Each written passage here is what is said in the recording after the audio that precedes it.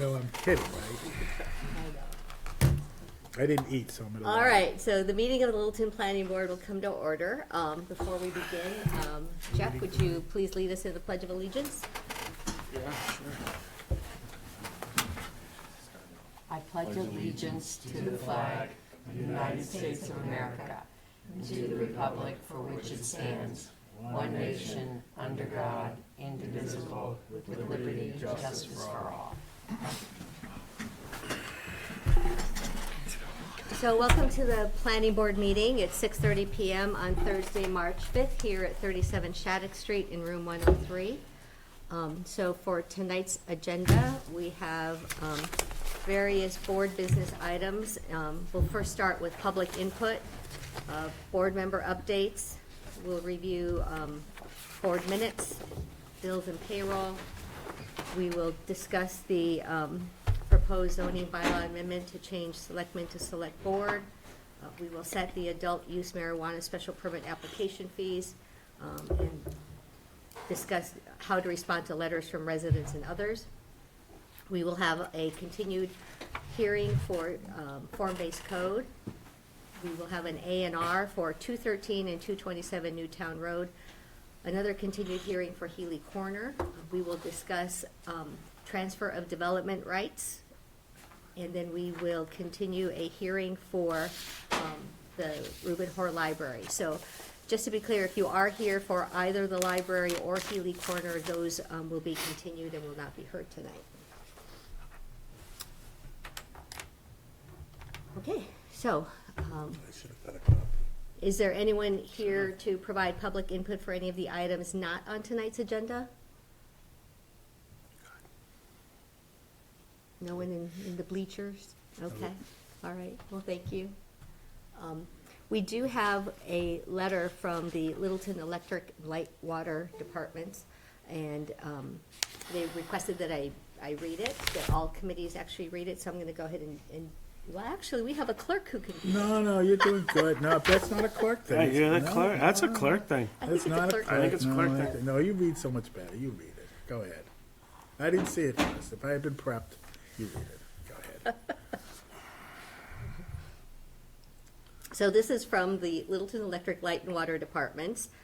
It is an announcement dated today, March 5th. The Littleton Electric Light and Water Departments request town boards and committees read the following announcement at public meetings to help inform the community about this important event. LELWD is to hold a PFAS informational forum.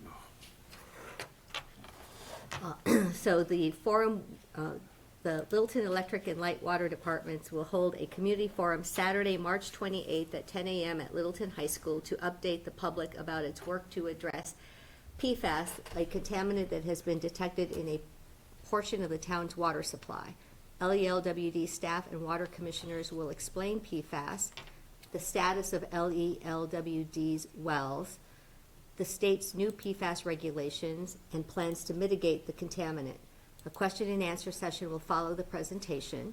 We hope the community will attend to hear the latest information about LELWD's work to continue to deliver safe and reliable water. It's Littleton Electric Light and Water Department. Yes. Exactly. Thank you. That's gonna cost a lot of money. No kidding. Okay, so let's talk a little bit about board member updates. Anything on the 5G front, Mark and Jerry? No, but have they talked to our council yet? Has who talked to our Has council yet? their council. talked- Littleton Light and Electric was supposed to talk with our council. I guess they have a draft bylaw, and they can just give it to our council, and he can just adopt it.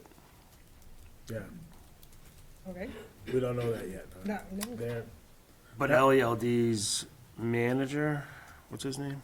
Nick? Nick? Said he was speaking with his council, Okay, I don't have any update on it, no, I don't have any information, meaning from LELD. right. So should we reach out? Are we targeting fall town meeting? That's, So he doesn't need a meeting on his, he doesn't need a vote on his side. right, But I think for his side is the time-sensitive side. We would just have to be prepared if it went off right-of-way easement.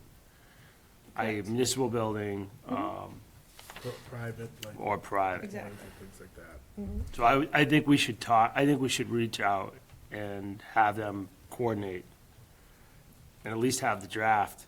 I mean, because it's not, I don't think it's complicated. I mean, there's no real ask here, other than to adopt the recommendations by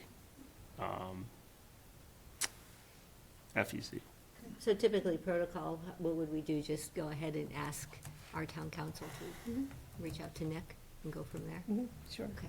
right. It was my understanding that Light and Water Department didn't need anything from the planning board for They need them to, nothing and from they're, us. they're right, they're gonna Nothing. adopt their aesthetic regulations. Provided we don't want to dispute their jurisdiction over the right-of-way, Which we don't. which I don't, I mean, I don't, Right, right. And then the last timeline that I believe we discussed was, planning board would try for a zoning bylaw amendment for fall town meeting to address any 5G sites that might be outside of the right-of-way. which I think is addressed in Well, speak of the that. LD side. So I think it's just a matter, I mean, there's town council, maybe we can ask Let's them. see. Can we Yeah. ask them? Hello, Chris. Good to see you. For Were five, your ears ringing, Chris? for 5G, Yep. the LELD's gonna take the right-of-way on their side. They're gonna follow FCC, and I think it's pretty boilerplate for their, from their standpoint. They're gonna adopt FEC's guidelines. I may be misspeaking here, but what I heard from him was they'll adopt the fee guidelines as proposed by the federal government. Okay. Which I think is the point. That's what was written into the decision, right? That you couldn't be punitive in your fees, so it's best to follow the guidelines. So outside of that, it sounded like on our end, it was boilerplate, so we would just adopt that language that carries over, but we would do everything outside of the right-of-way. The private sector, like if you Private wanted to put sector. it at the point on their poles, or somebody wants to put their own poles up or stuff You like would do that. what for that other category? You would- Well, we need a bylaw for it. Okay, yeah. And we also need to address the timing. So if there's a filing, we only have like 30 days to hear it. It sounds like from what Jerry was saying before you walked in, is that it would probably be a good idea for town council to connect with LELWD's. They have their own council. They're Council. drawing the LELD, yeah. bylaw, and they're gonna send it to you eventually. LELD, yes. Yeah. But I think when we ended our meeting, I don't know that we didn't have action item takeaways, like who's talking to who. I think we just assumed his counsel would reach out to you and you'd be all set. Well, I can touch base. I mean, the sooner the Great. better. Okay, Not that it's imminent, but Can't hard to get on it now. yeah. great. Great. Might be imminent. Thanks for bringing that up, Jerry. So also related to 5G, you know, the training that we have available to us called the Citizen Planner Training Collaborative that's coming up on March 21st actually has a CPTC course called Retaining Local Control Over Wireless Facilities. So if either of you two would be interested in going to that training, that would be a perfect session, right? When is it? March 21st, is that right, Mara? Yep, that's a Saturday. And remember, the town gets benefits for us going to that training in terms of our lowered insurance rates, is that correct? Yeah. So we should all go, they have a great breakfast, great sessions, great lunch. Okay, moving on. So, Maybe. Delisa, anything on, You're going? on Littleton Station? Nope. Lauren, anything on Littleton Station? Town administrator, assistant town administrator, and I have a phone call with the consultant tomorrow Okay. to map a path forward. And town administrator's office is speaking with Mass Housing, who's provided the grant funding for the Okay. proposal. Yeah, it's because we have not gotten Everything final that we study. need? Yeah, Okay. everything that we, yeah. Okay, great. Glad to see that that's moving forward. All right, so minutes for February 10th and January 6th. Everybody have a chance to take a look Yep. at them? Any comments, questions? Everything looked fine to me. Okay. Do I have a motion to accept? I'll make a motion to accept the minutes as written. Second? Second. Okay, all those in favor, say aye. Aye. Aye. All right, so we've got the minutes.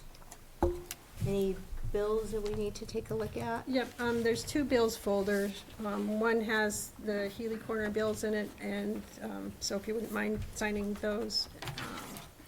So one has Healy Corner, the other has, the other bills, and then there's another folder for payroll. Okay. Already signed this. Okay, so, Oh, Wait. I automatically just grab the folder when I come. Sorry, Oh, I didn't here. even check. Thank you. so I'm gonna keep talking while we Keep going. keep doing the administrative stuff. So we have a zoning bylaw related to changing the term selectmen to select board.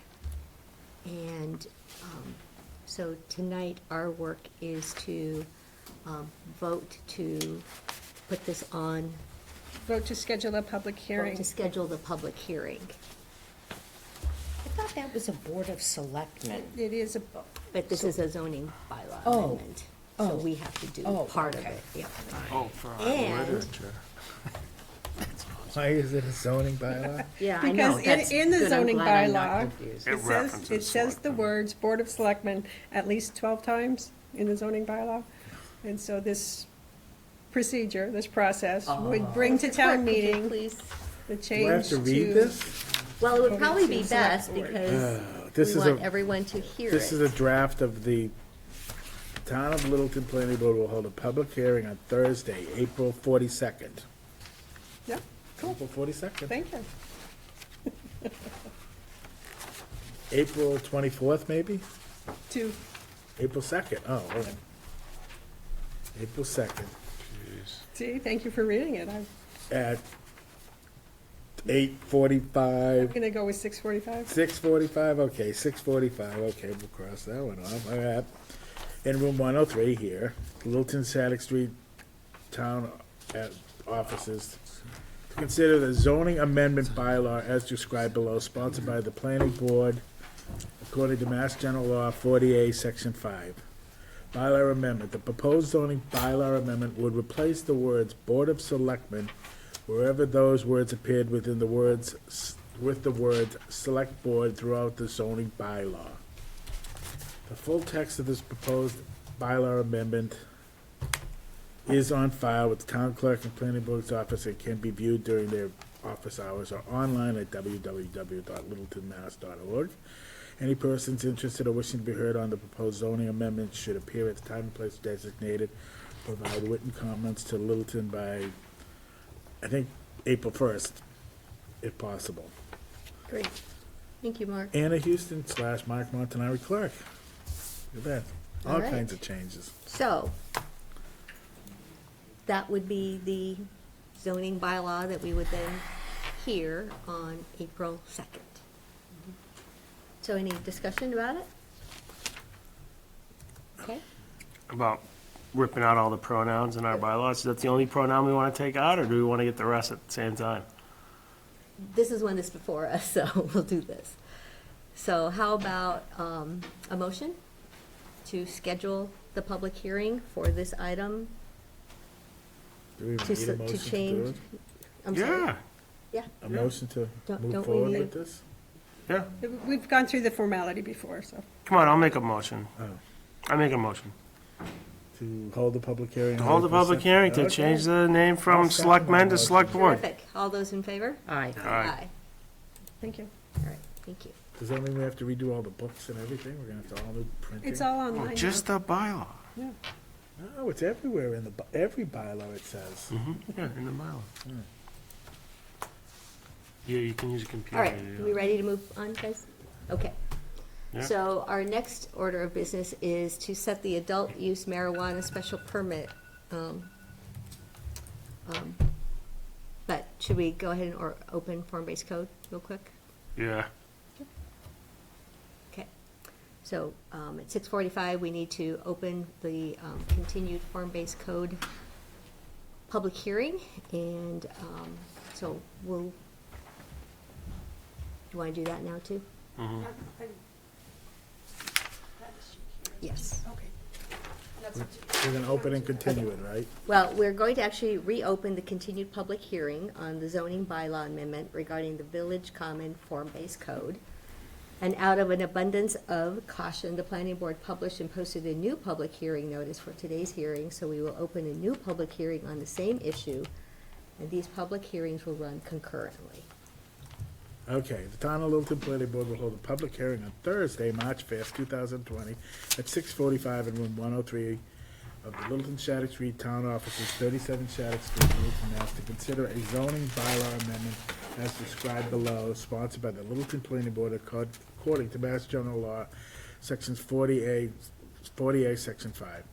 Village Common Form-Based Code. This proposed zoning bylaw amendment would add a new section and modify existing sections of Chapter 173 of the zoning bylaw to delete the Village Common Business District, replacing it with a Village Common Mixed-Use District with modified boundaries, in which form-based design requirements will apply, and a map to that the extent of the new district as set forth in details is in the proposed amendment in map. Existing sections of Chapter 173 that will be modified are 173-20 special design provisions for the Village Common District, which will be deleted. Article 5, use regulations 173-22 to 173-26 and 173-31, intensity of use schedule.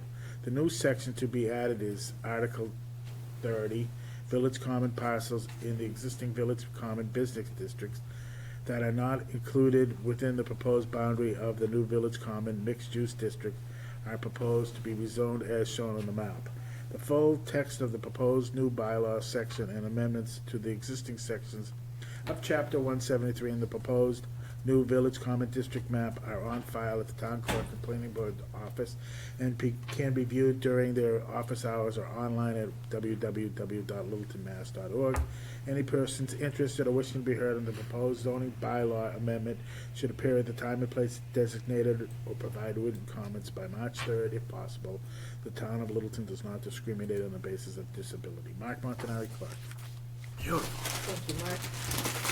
Do I really know what I just said? Okay, No. so, let's move back then to our board business around, adult use marijuana special permit application fees. Okay, so I'm gonna recuse myself from this. I'll go sit in the back.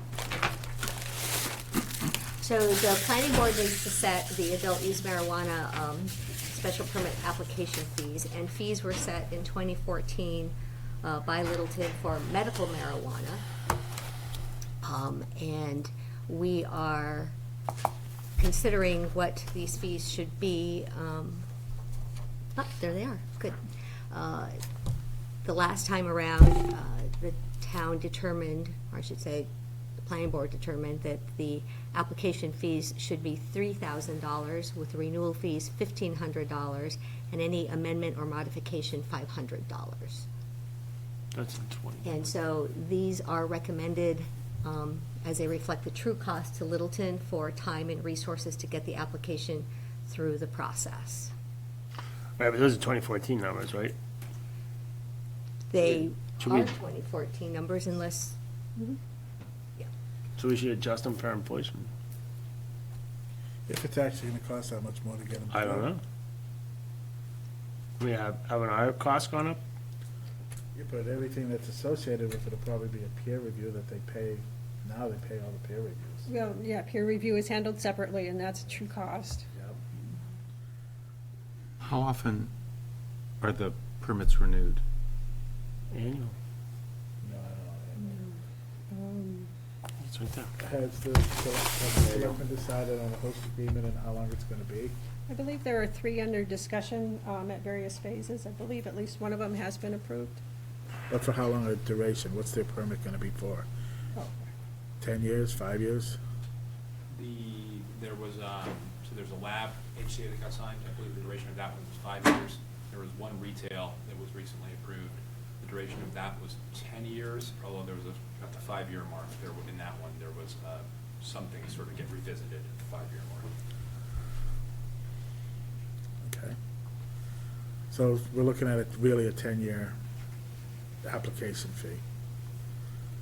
For all intents, if it's not gonna be renewed for. I mean, that would be up to you guys as the permitting board. I would say that you might want to set it at 5. That's just a thought.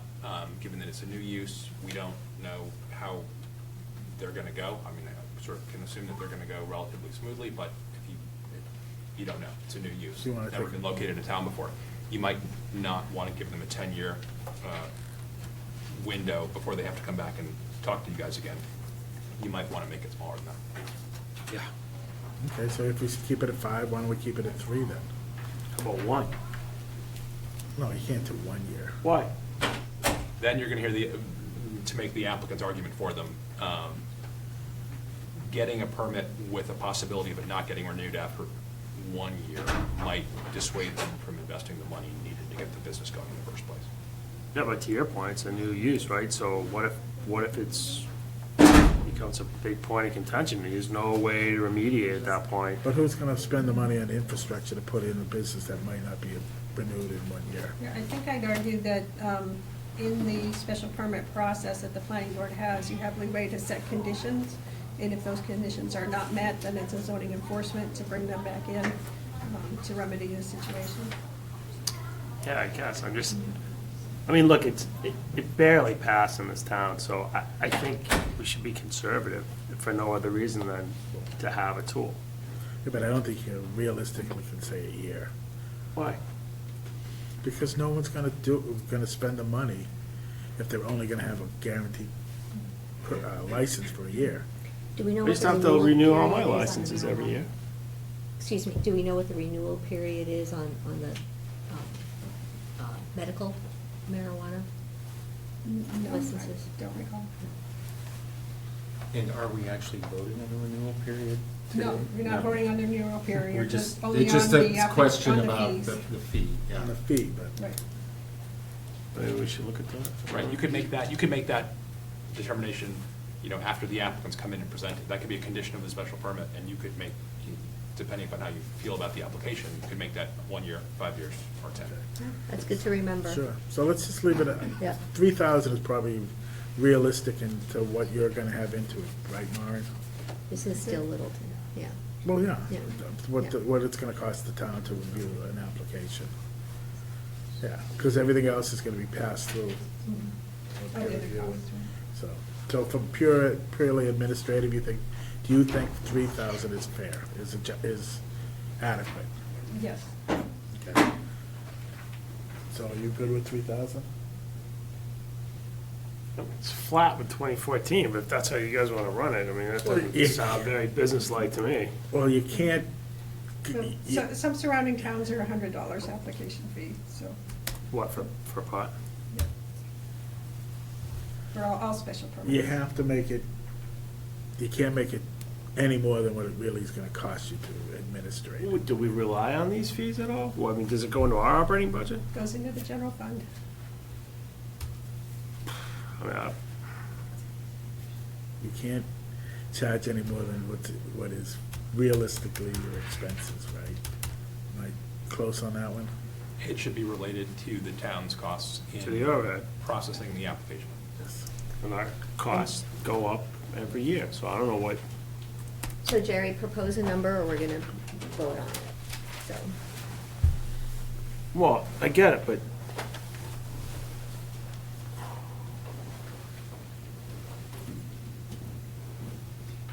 $3,500? yeah, 3,500 with a $2,000 renewal fee. I have no problem with I that. don't care, I'm fine.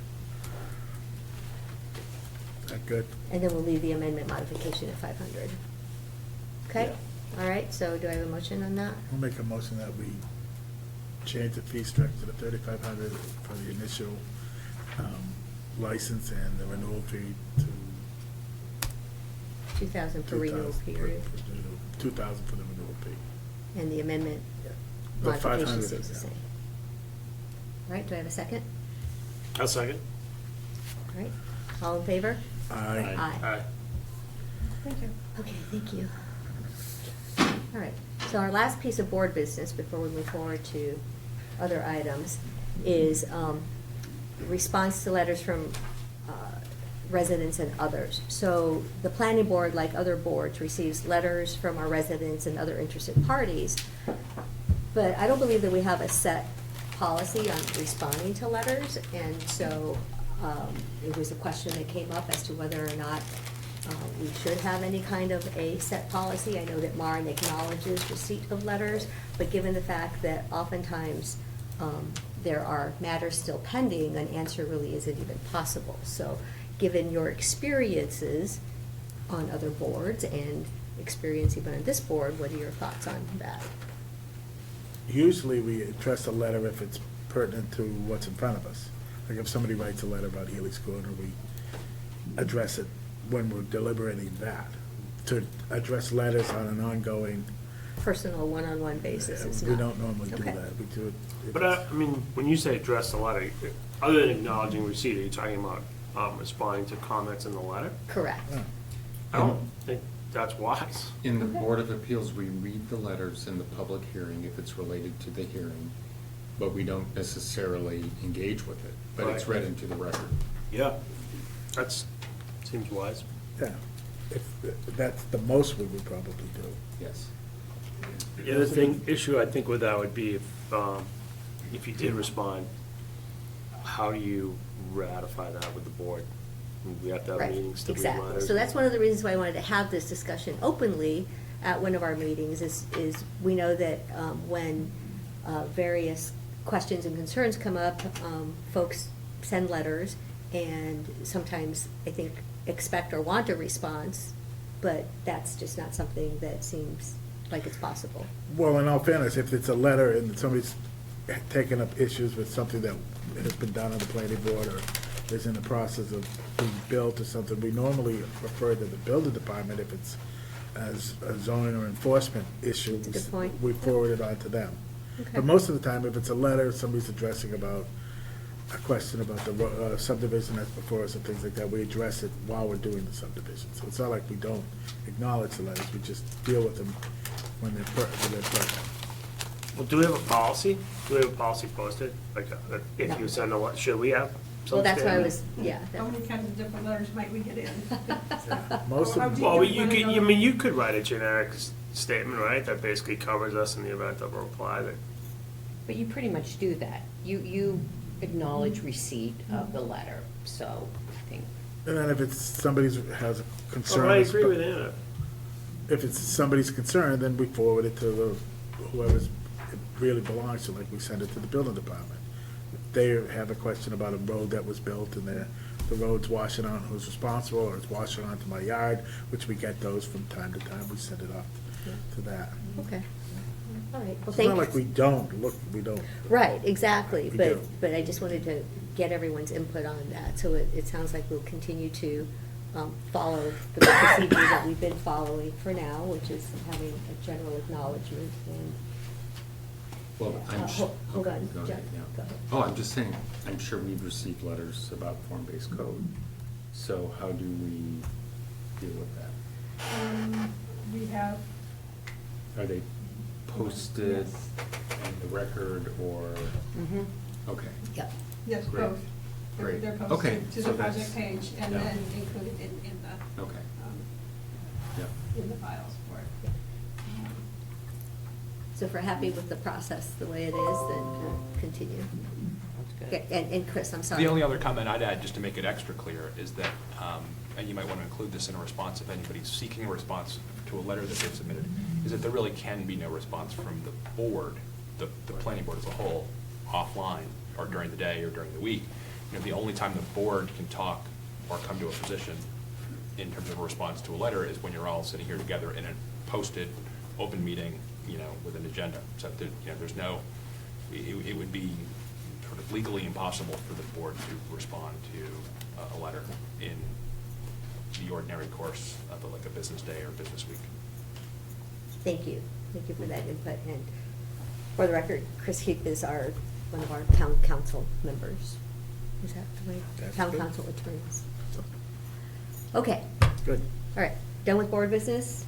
Yep. Sounds good. All right, so we have opened the hearing for form-based code. So let me talk a little bit about how we'll proceed. The form-based code zoning changes are being proposed to revitalize the common. And discussions about form-based code were started around a year ago in May, with drafts in July, September, and February. And tonight, we're here to send this to town meeting, if everybody agrees. We'll quickly identify the three pieces that work together. I'm going to step off before you start. Okay? You are? Yeah, I've been told I have a conflict of interest. Maybe I should ask town council. I don't have a mortgage on a piece of property that actually is in the district. I don't own it, but friends of mine bought it 15 years ago, and I loaned some money on it, so I actually have a mortgage there, so I don't own it, but there's a financial, if they ever went broke, I would get it back. So, sit in the back, have a coffee, sit in the back. You lucky dog. And, Chris, just to confirm, so the vote for sending this to town meeting is going to be 3 out of 4 to town meeting? Simple majority, yes. Mind confirmed. Yep. Okay. And no heckling from the back, Mark. So the three components of what we're discussing tonight are this lovely item, which you will find in the back if you want your own personal copy to be able to work through, or look through. Second item, which is all the associated changes elsewhere in the zoning bylaw. So because the form-based code works with other parts of our zoning bylaws in Littleton, there needed to be some tweaks made in other areas. And then the third component is the boundary map, okay? So with respect to the actual draft of the form-based code, we have been very responsive as a planning board. Lots of time from Maren, working with our consultant, input from our town council, input from residents, business owners, property owners, other town departments, and we have received a lot of positive feedback that we think we're proposing something that will be very positive for the town. So are there any specific comments relative? Could you also mention that you've presented it to the selectmen and for their input and comment? Yes, exactly. You were there as well. Yes. Yes. Would you like to speak to that? Anna and Maren presented the draft and fielded questions and received, I would consider, positive comments and compliments for the whole work of the board. Yes. Yep. So, all right, so, any comments? If not, we're gonna move forward. Yes, Thanks for hearing me. name and address, sorry. Yep, do that. My name is Julie Rupp, New State Road, also a member of Conservation Commission. So I had, a little late to the game, but I finally had the opportunity to read through the latest draft, and a lot of work into this. Thanks for the efforts, and I think it's nice to see. I think sometimes setbacks can cause challenges, and so it was great to read through. So I emailed just today 2 comments to Maren that I just wanted to share with you guys. So under section 173.224, there's a section B about parking reduction, and there's language about incentivizing preservation of historic structures, and I was hoping we could also consider, that you would consider adding to that the preservation of trees as well in the common, particularly since we're going to lose quite a few ashes due to the emerald ash borer. And so the language would just say to incentivize the preservation of trees and the preservation or reuse of historic structures. And then, one of the things that CONSCOM has used in communications with developers is a best management practices for protection of trees on construction sites, because that can be challenging. And so I provided the reference that we've used to communicate with developers regarding the preservation of trees on construction sites. So I submitted that language and the reference to Maren via email for consideration. And then the second piece. So, real quick, Yep. Julie, so Sure. the language that you are recommending is in red? Yep, it's in Okay. red. Okay. Yep, so I tried to make it easy. I know, like, Yeah. I go through regulations a lot. I know it's not easy to. Okay. And then the second part was the same 173.224, section E and then B. And this is the section where it talks about special permits and the criteria that the planning board might consider if, folks wanted to, needed a special permit. And so I was hoping to add to section 2, or for your, hoping you would consider for section 2, so the Mass DEP stormwater standards are Bulletin 71. They're precipitation data and stormwater data from essentially the 70s. So it's very out of date. Mass DEP knows it's out of date, but nevertheless, it remains in their standards. And so one of the things we've started asking on CONSCOM when folks want a waiver or they're asking for a particularly tight site is to use more recent data. And many, many engineering firms, have been using it, they know of it. So that's the NOAA Atlas 14 is the example. And so CONSCOM we've talked with town council before regarding, recommending that. And so that's something that, has been at least discussed on the periphery. And so I was hoping you would consider, even if it can't be added to the regulations, in your back pocket to say, hey, listen, the data that Mass DEP requires the storm events are not as big as what we get. And so you may, if it's a super tight site and you're really threading the needle with your stormwater calculations, it's not gonna do it, and we're gonna get inadvertent flooding, particularly since you don't have to necessarily holistically consider all of the common, you just do your site. So that's essentially what my comments related to. But overall, I thought the form-based code looked good and appreciate the work. Great. Thanks for the opportunity Well, to thank comment. you for the input, and knowing that some of our trees in the common, as you said, are going to be needing to be taken down, this is helpful for that. Any comments from the board?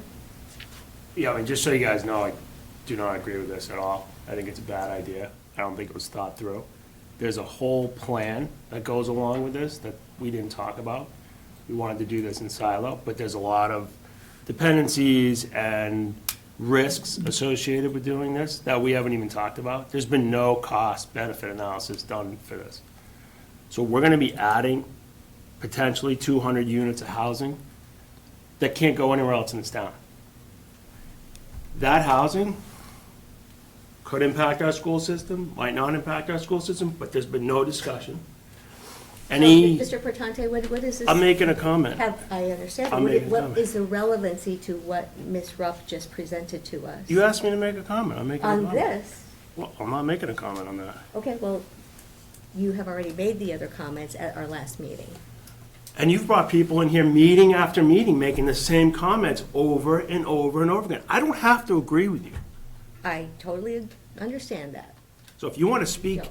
for the board, I am not Speak speaking for the board. I wanted a comment from anybody related to her comments. That was what I was asking for.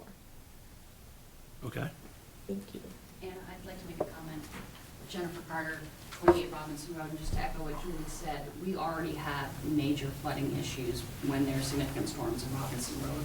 So if there's an issue with them using developers using outdated data, I view that as a major concern because it's only going to exacerbate the existing problem that we have every time we have a major rainstorm.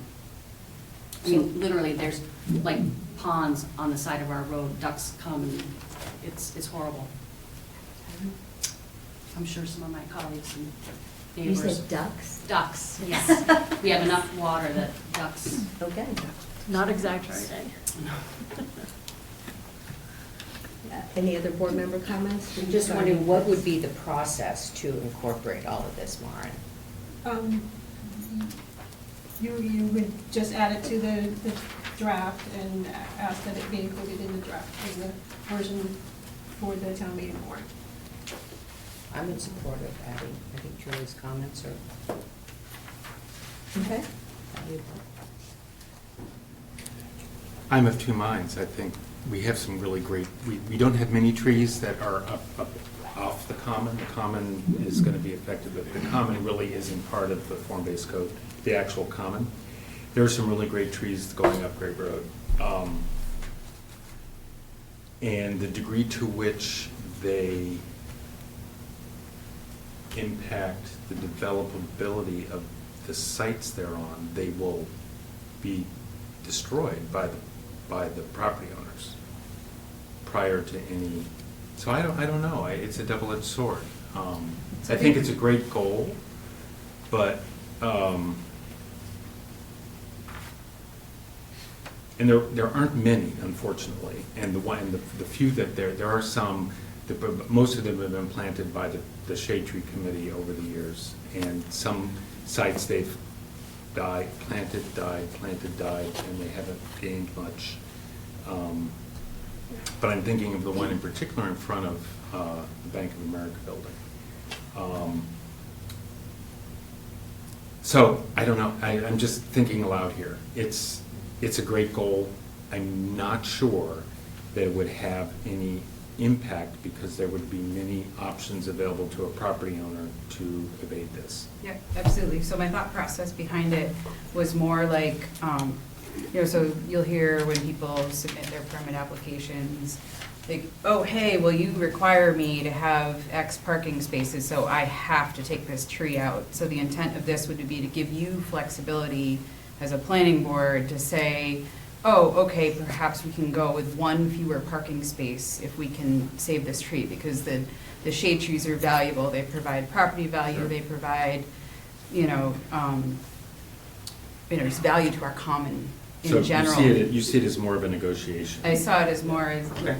the place that it appears within the bylaw was really more, it's to incentivize, it doesn't require. Right. It's to incentivize, and so it says, for example, to incentivize the preservation and reuse, is to incentivize preservation also of trees, or just to say, hey, this is also something we would consider, so an engineer, if they need to take it out, they need to take it out, and they certainly will, we've all seen that. Yeah. That's how that goes, but I've heard plenty of times, oh, we deal a lot with mitigation, and it's like, okay, well, you're requiring me to do mitigation, but now I have to take all these trees out, and so it allows flexibility to not have that a requirement and have it be more of a conversation piece. In that case. So that's the intent. I support it, yeah. Rich Carter, 20 Robinson Road, kind of echoing that as well. If you look years back when we had the dealership come in and the other side of development, you look at the tree plantings there, and they're bushes, they're small stick trees. That's been quite some time, so trying to get maybe even an incentive to plant something that is going to mature to actually look like an eventual tree, like in front of the Bank of America, would be a great thing to complement all the great development work that's also going to revitalize. I don't know, beyond just planting shrubs, being able to plant something that grows into the tree. And growing trees takes time. All right, well, Julie, thank you very much for these two comments, so,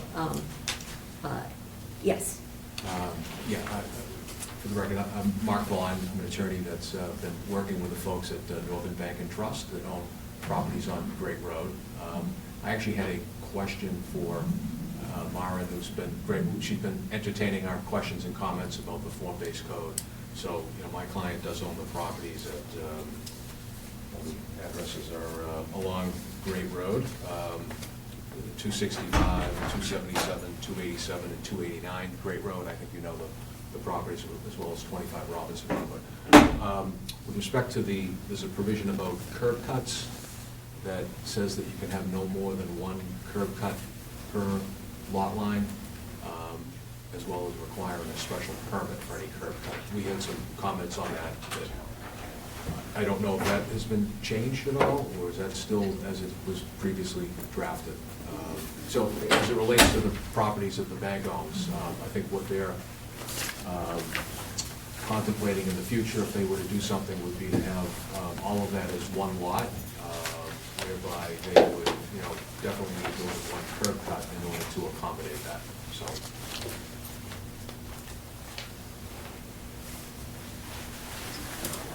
Lauren, did you want to address it? So we do still have the same draft as before. Curb cuts, one is allowed per lot. Jesse had recommended, or not recommended, had offered some changes that the board could do to consider more than one curb cut for larger lots. Right, so, let's see. Did you grandfather in the existing curb cuts on a parcel that had been, not necessarily the specific curb cuts, but the number of curb cuts that the parcel that had been combined? I mean, this is an interesting case because there are many curb cuts on those properties. Yeah, we would definitely, we'd be reducing the number of curb cuts, but Right. we would still need more than one in order for, traffic not to back up or, for things to flow well. But, so if it's still a work in progress, if there's still discussions that are happening on that, I just didn't know where that's doing. So. Right, and that would be for the board to provide some direction. Right, so I think the question would be, at what point would there be more allowed? Would it be on a case-by-case basis, or would it be at a particular length? Or if, when you look at the existing conditions versus proposed development program, is the site moving towards form-based code enough for the board to be satisfied that they can issue more than one curb cut special permit? On the purpose, it says, item C is to use discretion in the permitting of curb cuts. And I sort of read that as, I don't know what the planner's intention was, but we do have some curb cuts that really aren't curb cuts. They're just giant parking lots that flow onto the street, and I would imagine that's one thing that is not, that we want to not keep going. Exactly. So if you were to draw, add wording to allow a little more leeway than is drafted in the current bylaw. Right, so certainly for the larger lots, and I think that would make sense. Specific cutoff in size for more than 300 feet of frontage, then you would consider one curb cut for each 300 feet or more. So the For each stand, lot, up to 300 feet. so given the fact that we have so many small lots. Yeah, I think that's too in far. common, and we're thinking probably one curb cut. So, do you have a sense of what those dimensions are? Well, if you look even at the diagram, it's on the thing, there are 1, 2, 3 curb cuts on probably 3 parcels. But they're clearly, that may be 300 feet in that number of curb cuts, so.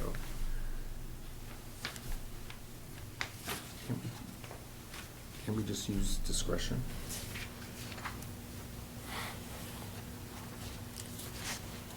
That fall under variance? Percentage variance? The hope is not to send anything but the outlier to the zoning board of Right. appeals. Right. So if you trust town council and I to come up with language to satisfy these concerns for the warrant article. Yes.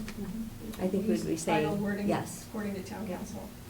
Okay, I trust Chris and others. And Lauren. And of course, Mark. All right, so does that answer your question, Mr. Vaughn? Yeah, I just wanted to, indicate that that was something that, could impact how this, you know, quite often until you actually look at it in terms of how it applies to a specific site, it's hard to determine whether it works or not, so.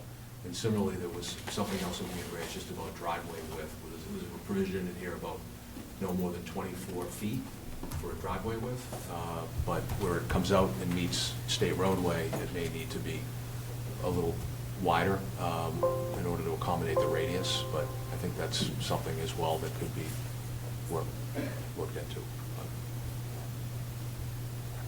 On that question, I was very comfortable with the way the bylaw is written, that the town has the leeway to work with the state on the exact curb cut. Just gives the design standards, and if the state is not willing to issue a curb cut permit that meets those, or if fire safety has comments at the building permit stage, that would allow the process to move forward.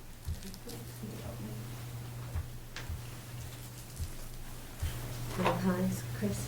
Nothing from me on that one. All right, so what I hear you saying is, the recommendation is to leave that one as is. Okay. Any comments, Jeff or Jerry or Lisa on that question? On curb cuts? I'm sorry? On curb On cuts? curb cuts, yes. How many curb cuts are you anticipating? I think there would only be two. We haven't designed anything. There's been nothing that's been designed, but we just know that to have those 4 properties with multiple buildings only serviced by one curb cut, we just don't think that that's going to be a wise way of handling traffic. So there'd probably be 2, I guess, is what. I mean, are you anticipating that your property would be co-joined with other properties though, right? It would be, yeah, it would be. So there'd be flow through your property. Form-based code is designed to provide flow Yeah, through there the would be property. connectivity between the properties, common parking in the rear that would allow for, you know, utilization of parking for the different buildings, but having everyone pull out onto one curb cut, I think is, we don't think it is the most efficient, effective traffic design in terms of queuing up traffic inside or I don't know how you would know without looking at well, that's Specific the proposal. layout and how that layout is gonna tie into the adjoining properties. Well, How else would you know? and as Jeff pointed out, you know, there is some discretion, so we can work with that. So you're taking all this in. She It is tape. Okay. All right. Well, with that, then I would say that what I heard everyone comment on was that we would like to be able to work with the language that Julie proposed and incorporate that in, and that we will have Chris and Lauren take a look at curb cut language. Okay? All right, great. So if there aren't any other comments, let's move on to the associated changes, which is something in here. I noted one tiny little thing in the footnote, under footnote number 12. It highlights that parking is allowed if in compliance with 173-225. That should actually be 173-224. So that's my contribution to any changes for this. And any comments on this one? Okay. All right, so then let's move on to the map. So for, do we have copies back there of this? So in addition to what's up here, there are also paper copies in the back if you would like one. So I'm going to quickly walk through this. It's a map of the common and the surrounding areas. So the 2 triangles that form the common green, owned by the town, you can see are in white. And I just wanted to quickly go through some of the modifications here that we're talking about. So the orange color is the current VC business district. And the blue or purple line that you see going around the district is the new proposed area. And so then if we start with changes, let's start like at about 3 o'clock, right at Great Road, you will see the property that comes out of Robinson Road. And there was a request from Northern Bank to include 25 Robinson Road as part of the boundary, and we are, I don't see a reason for doing that. Our other board members can input to that. And then if we keep going around to around 7 o'clock, we have a lot of residences that are currently in the business district. And we want to pull them out of that business district and put them back into the residential district. These include homes at 3 Adams, 5 and 7 Adams, 2228 Goldsmith, and then some on Jennifer Street as well. Then if you keep moving up to about 11 o'clock, we've got moving the Elastic Factory at 410 Great Road into the VC district. And then finally, up on top at around 12 o'clock, we've got the area that is currently part of the IBM site. And within there, we will have about 225 feet from King Street moving back that would be included as part of the form-based district. So that again, in the future, if there is any redevelopment of that area, that would also be form-based code. But the remaining part of it, on the other side, the purple part and the orange above the blue line would be part of the industrial A. Did that make sense? Yep. Okay, great. So that's currently the boundary map that is being proposed for this form-based code. Comments On the map. on the map? Yes, please. I think we're gonna need to move it. And I think you're gonna need to make a lot more room, especially after we get done talking about TDR. So you're gonna need to be able to accommodate that inventory. This won't give you that space. Move it what? I'm sorry, I don't You understand. need to move the lines down towards maybe the point, bring it all the way down. Maybe throw the point in there as well. Because we're not gonna have enough real estate to accommodate the density for TDR.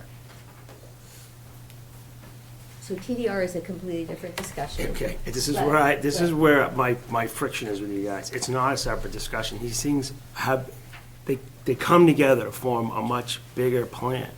And they're dependent on each other. TDR requires space. You have to account for that. You don't have that much space to build in Littleton. You have to account for that We're density. looking at that for the Littleton station. That's what we're. Just, how do you know that's sufficient? So it's a lot to ask. It's been a lot to ask for people to digest this form-based code. Yeah. And now, whether you might be right to link it to something that's very abstract and difficult to understand, much more abstract and difficult to understand than this concept, I guess I would suggest that if it becomes an impediment in the future, that we go back to town meeting and change the boundary, like any zoning change. Okay, but these things these are not like esoteric rule changes. They have real impact. They'll change the nature of Littleton as a town. So when you come up with these ideas, they should be synthesized and coordinated. And they should be talked about as a whole, because these are all greater than the sum of their parts.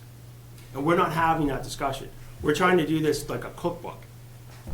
Put in 2 cups of water, add some flour, and boom, you get bread. It's not gonna work like that. So, Jerry, one of the conversations that we had, I believe it was on January 6th, and you weren't present at that meeting, it was a joint BOS planning board meeting. And one of the discussion points that I believe Mark brought up at that meeting was that he did not, Mark Rassicott, Mark. I'm going to quote you, and if I'm wrong, please tell me, that I believe you said that it might not be a suitable receiving location in the common. And So wait, you already made that determination based? no, that hasn't been made. I'm simply pointing out the fact that that was a comment that was made. That's So it. what's the point of bringing that up? How So does I- that relate to what we're talking about? That relates because you're saying that we need more space for TDR. And I'm saying that this is a space that we have defined for form-based code and not beyond that. And Jerry, this is something that has been in process since last summer. And you've had this map since last summer. But I didn't know about TDR until what? That's what I'm saying, you have a roadmap. You're saying you've already selected out the common for TDR then? No, that, we're saying that we haven't, but we You just said it. He said it's not a suitable location, so you've already selected it out. I'm suggesting that you need to accommodate that. This is done in silo. so, It doesn't have those considerations. If you read the master plan is very specific about the roadmap and all the considerations as you go through that.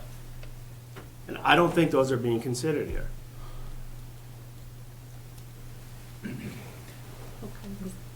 would you care to comment? Sure.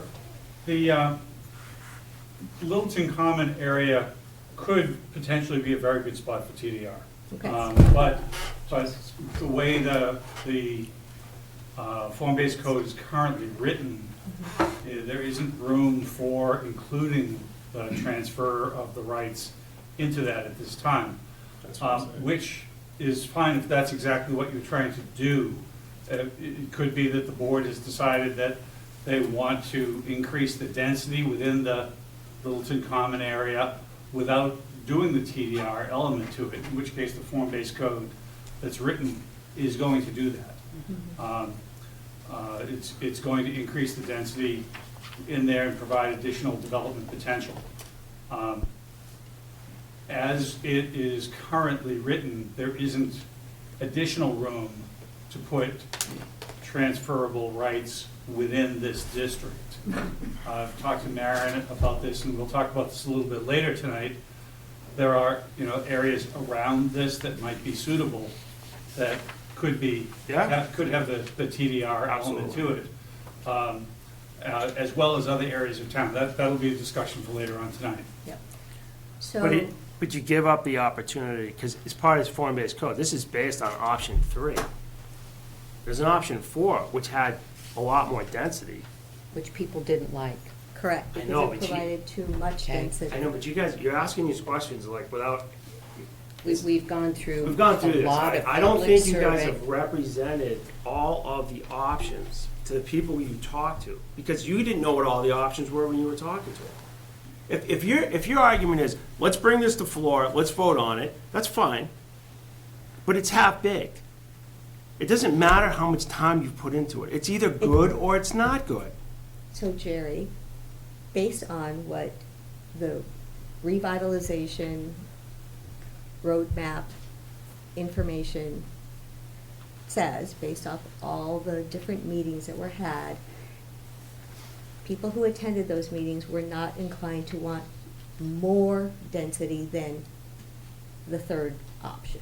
Right, but And if- so from that perspective, that's what we're going off of, Jerry. I know what you're going off of, but those conversations were, So you don't spoken in like the it? context of that. You're not giving everybody all the information when you're having these discussions. They're not, it's like telling someone to go buy a house but not telling them how much it's gonna cost. You Or think knowing what the because- options were if you did this. You think that because people, let's say we knew about TDR then, you think they would suddenly want more density in the common? No. Why? Hey, if you said, hey, Danny Pickett's farm, we could preserve that entire farm, never put a stick on it. if we could dump all that density into the common. Hey, you might have to give up an extra half story on all those buildings. Maybe you can have 3 stories now instead of 2. Did you attend the forums, the public forums? No. Okay, well, I did, and people were pretty firm about the density they wanted. There's no trade here. So I need to stop for just a second because we do have a 7:30 continued public hearing for Healy Corner. So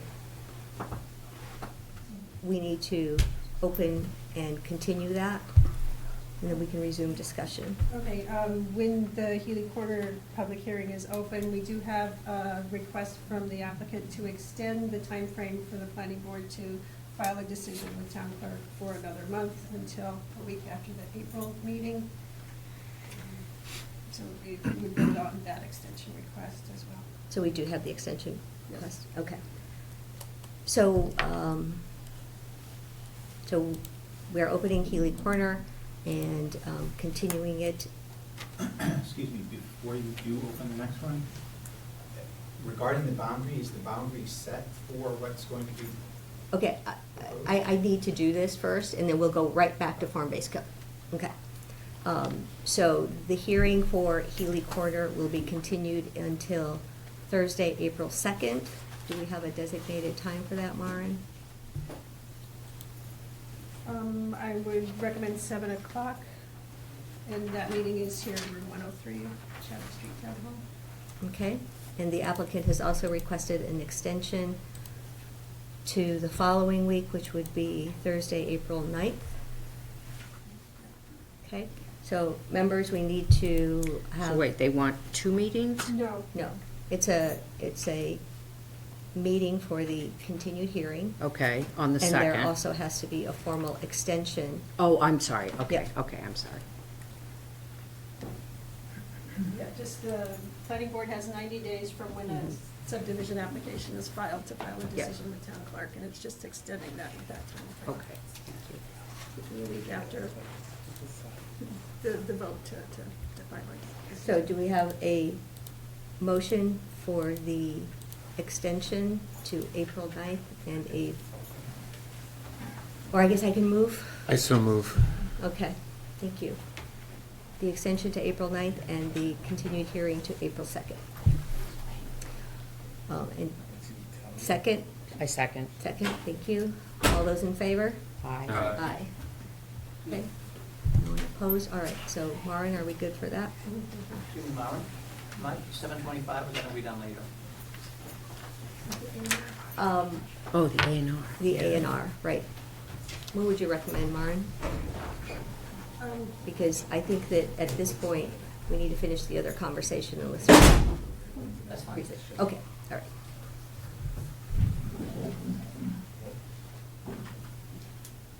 All right, so, That gentleman had a question, didn't he? so now we're resuming back to the form-based code discussion. And you had a question about the boundary? Yeah, thank you for taking everyone through the boundary. Sure, My and name is you- Carter, 28 Robinson Road. Thank you.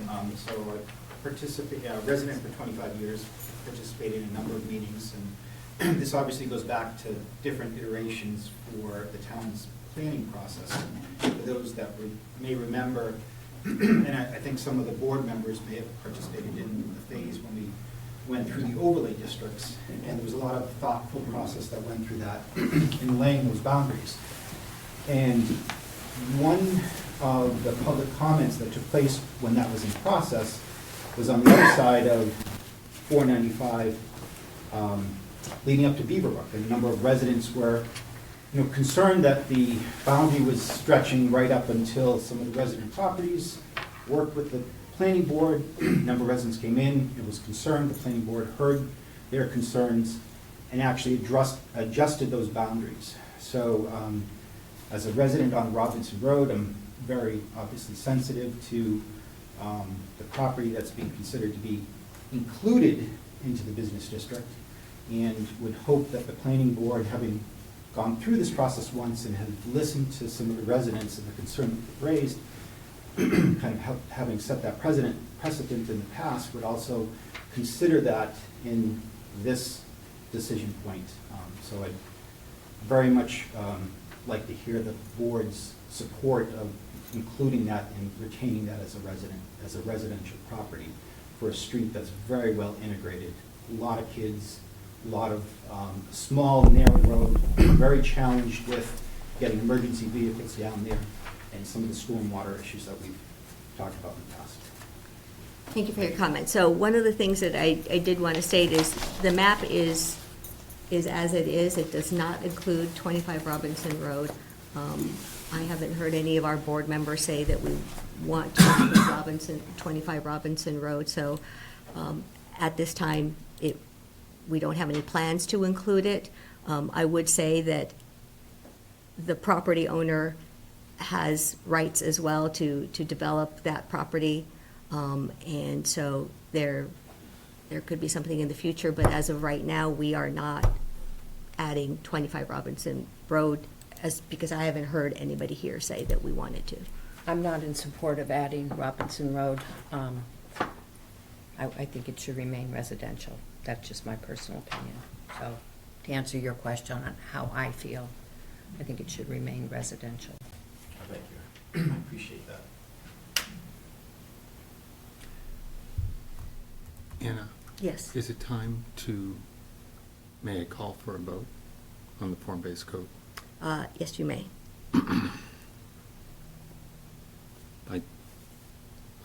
I move that we adopt the form-based code in its draft form with the conditions that we've talked about today, that we adopt the related, what would you call it? The related issues where it goes into existing. The associated changes. Associated changes, and we adopt the map as presented. I second that. Right, we have a first and a second motion. So all those in favor? Aye. Aye. Aye. No. All right, so, One of the steps the planning board needs to take is to recommend to the town meeting. If the board would vote whether you recommend town meeting support the zoning bylaw amendments. That would be that would be a separate vote. To recommend at town meeting Yes. our support. Yes. Okay. Or to recommend state our support. To recommend to town meeting. Recommend, thank you, recommend. The adoption of the zoning amendment as discussed. That makes it clear that the planning board is asking town meeting, will be asking town meeting to vote on it. Okay. so, Separate motion, separate motion then? since you already voted on the prior motion. I move we recommend to town meeting to adopt the form-based code. I And second. the other stuff. Right, we have a first and second motion. Aye. Aye. So all those in favor? Aye. Aye. No. All right. So, form-based code is moving to town meeting, where we will have outreach to the town, so that if folks have further questions, that maybe something isn't clear, we will go ahead and make sure to try to answer as many questions as possible. Thank you.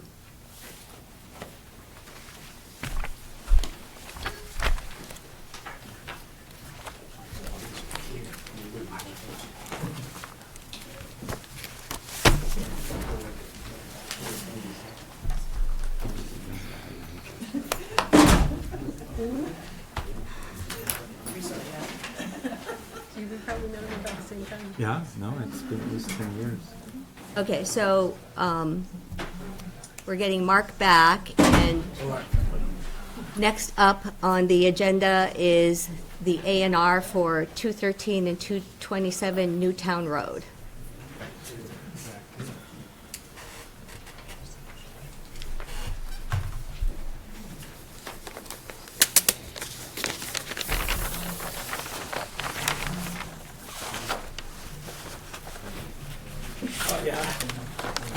Jim the Augustine Salvation Trust. I'm sorry, can you state your name again? Of course, Jim the Augustine Hi, Jim. Salvation Trust. I just wanted to add, it says colored, I think it's a 10-foot strip of land I'm trying to access from parcel 4, just to give this lot access. Hold on just a second, because we've got a lot of rumpling of paper, and then I can- folks on television can't If hear this is very easier, well. I can point out on your plans which it is, if I can show the board. Sure, that would be great. You see the orange strip? Uh-huh. Yes. I'm taking a orange strip off parcel B, which is here. Yeah, This is the strip right here. yeah. Adding it to this piece of land, to this piece, walking access to the water. So walking from the existing, From lot 4, or 4A, Which yes, is from lot 4. from this one? Lot 4, Okay. which comes out of parcel B, which now becomes parcel C. This piece of land. Right. This 10-foot strip This- here.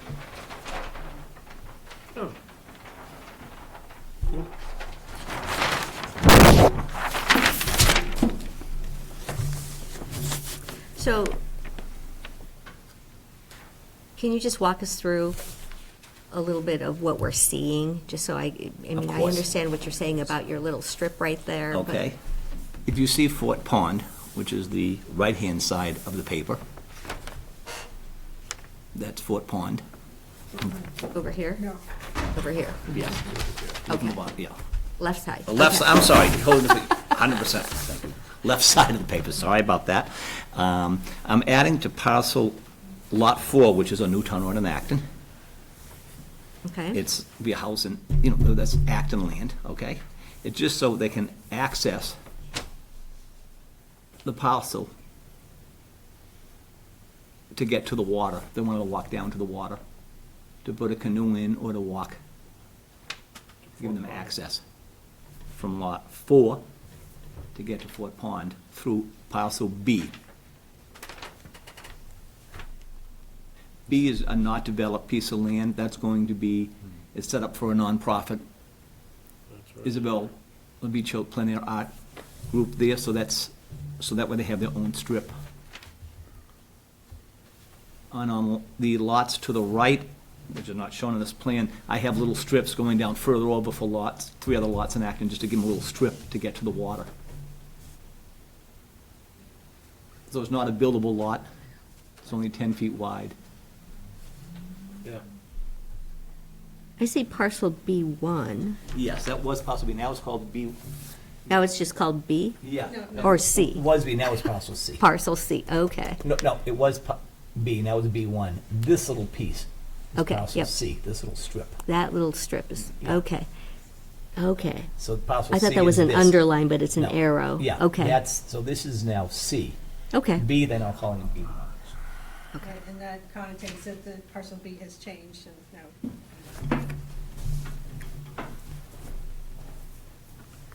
And the engineer put not to be considered a buildable lot, it's not, it's just a 10-foot strip of land.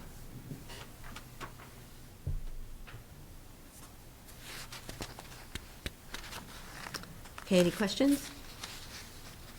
Comments? So are we just voting on this parcel C or for the entire, No, just parcel C, okay, so this is just for this? This lot line change. this 10-foot strip. Correct.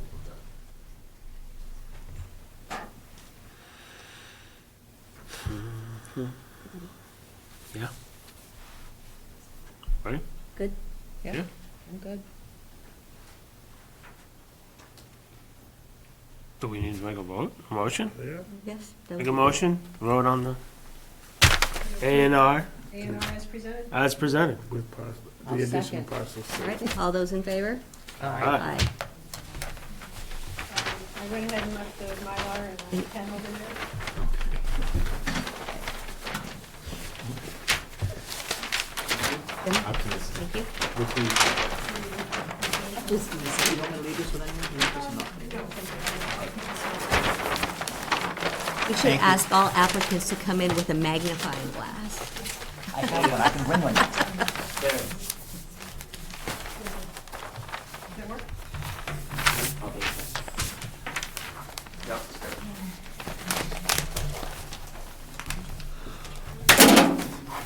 God.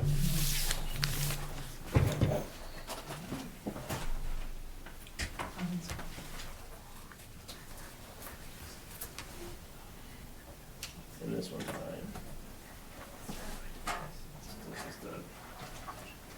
Until I bought a box at the same time. Nice to have you, Mark. Oh, much fun back there. Oh, this is good.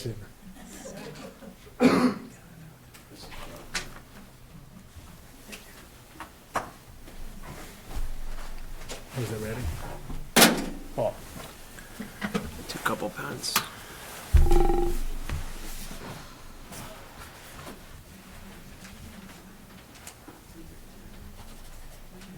Can we sign it on our way out, or we need to do it right now? Sign it on my way out, that way I don't hold anything. Well, but then he has to wait Oh, for oh, it. oh, I'm sorry. Oh, okay.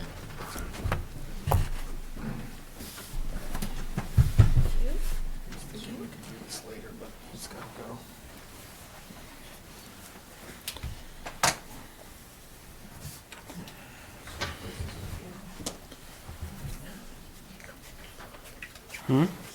okay, I got drinks.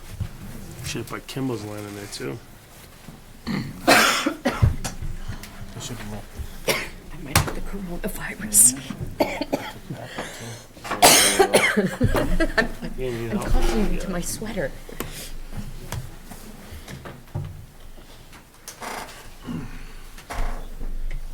All right, so at this point, then next on the agenda is discussion with Mark Rassicot about transfer of development rights.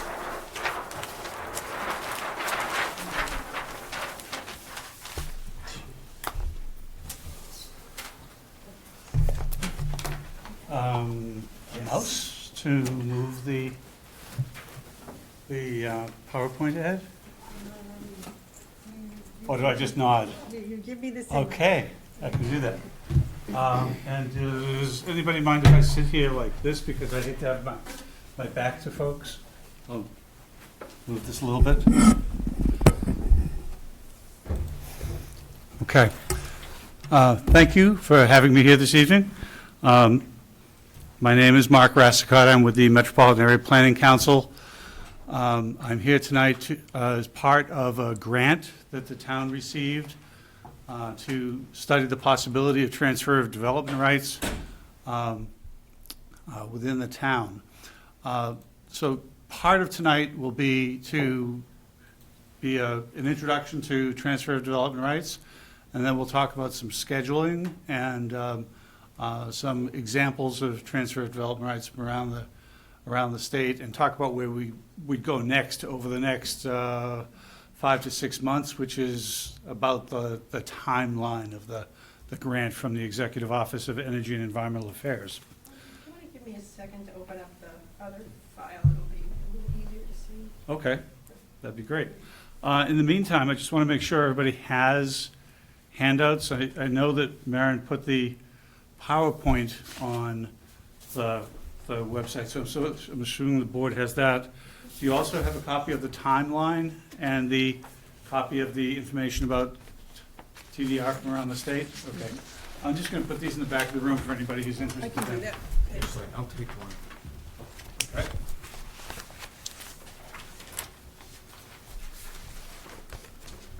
Thanks.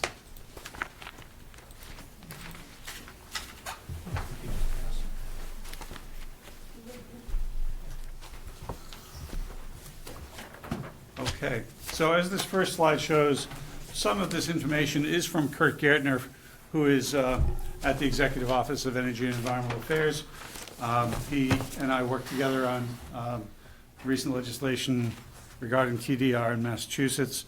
And so he had a great PowerPoint already set up, so saving a little time here. So Maren, the second slide, please. Okay, for those of you who don't know who Metropolitan Area Planning Council is, we are the regional planning agency that serves the 101 cities and towns of the greater Boston region. We do land use, environment, et cetera, transportation, all the things that are listed on the screen. I won't bother reading it. We've done a lot of work out here in the town of Littleton over the years. You can see some of it up there on the screen, including work on economic viability of farms, the open space development bylaw changes back in 2011. We worked on the open space and recreation plan in 2016. Littleton is also part of the Minuteman area group of interlocal collaboration, which is MAGIC. It's a sub-region. 10 or 11 communities get together on a monthly basis and talk about issues and do some sub-regional planning. Mary, next slide, please. Okay, development patterns. Obviously, we have a situation where development patterns caused by local zoning do not always yield exactly what it is everybody would like to see. And we wind up with some underdeveloped commercial areas where we've got too much parking, not enough density, and then other areas where you've got basically just sprawl or even cluster sprawl. We've got open space, but it's still just sprawl. Maren, next slide. So transfer of development rights is a concept by which you try to do two things. One, you try to concentrate growth in centers of development where you want to see growth.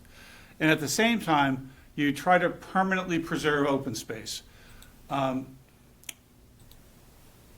Obviously, the town of Littleton is very interested in preserving open space. You've already done a lot of that. But this is really a program that depends upon private market forces to drive the preservation in exchange for the additional development in the areas we'd like to see developed. So it is enabled by public sector regulations, but it is a private sector process. Maren? Okay, so transfer of development rights. You've got an area on the left, which is the farm that you'd like to see preserved. The upper right is the growth area you'd like to see areas put in. Those are the two houses that could go in the farmland, but the idea is you move them to the receiving area and you preserve the farm. So what happens is the developer acquires the rights from the farmland and moves them to increase the density in the development zone. As notes at the bottom, there has to be a market incentive. If it's not worth it for the developer to buy the development rights, he or she is not going to do it. So that's part of what we're going to be studying with the town during this process. Next slide. Excuse me, Yes. Mark, will you be talking a little bit more about who provides that market incentive? Yes. Okay. Absolutely. So, definitions, development rights. A development right is the amount of development that can take place on a tract of land under zoning. So if you've got a 10-acre farm in a 1-acre zoning district, and it's all flat and it's all dry and there's no wetlands, after you put the road in there, you might wind up with 8 lots as your development yield on the 10 acres. So a 10-acre site would probably have, would essentially have 10 development rights. Oh, excuse me, 8 development rights. So that's the sending area is the farm. That's the area you want to preserve. The receiving area is where you want to see the growth occur. And we'll talk about those in a second.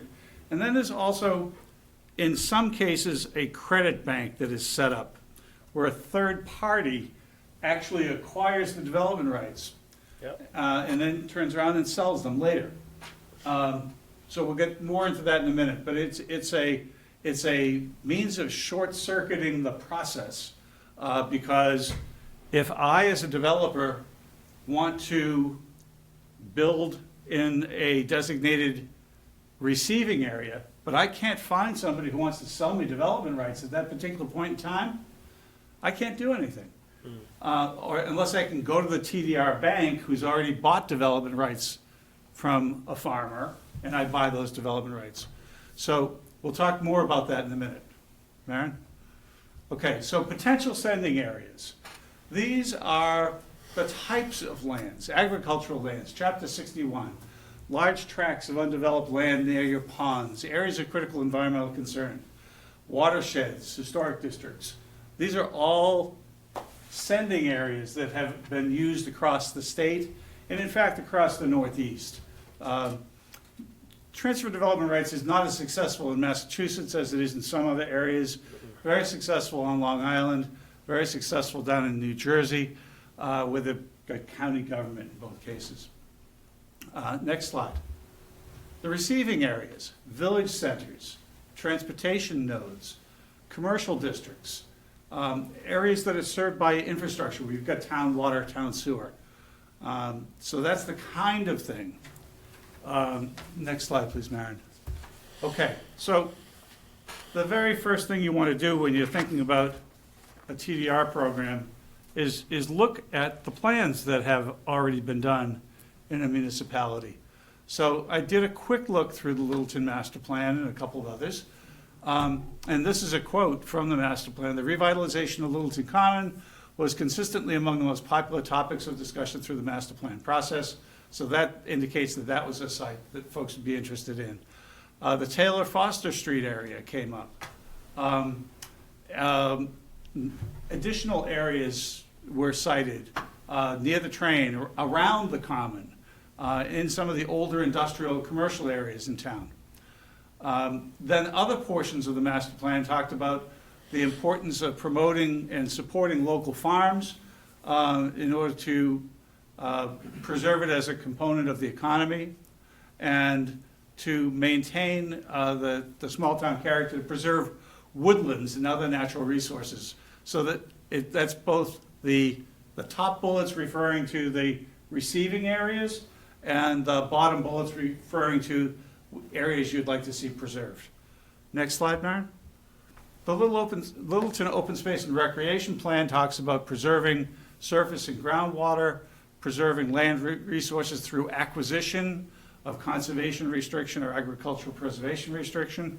And basically what happens is in the receiving areas, you're bringing the development in, but on the sending areas, you're putting a conservation restriction on the site. So this directly follows to the transfer of development rights. Balancing development with preservation. TDR was actually cited in the open space plan. And finding funding sources outside of taxes to preserve open space. That's exactly what TDR does. It provides the private market resources to preserve the open space. Then you've also got the Littleton Station Village Plan that was done. And both the public session, and the survey results indicated a strong support for two-story mixed-use centers, not really tall stuff, but mixed use with residential and commercial, using traditional New England style architecture, smaller housing units, et cetera. And it suggested transfer of development rights as one means of achieving that plan. Maren? So, some basic questions. What are the resources you want to protect?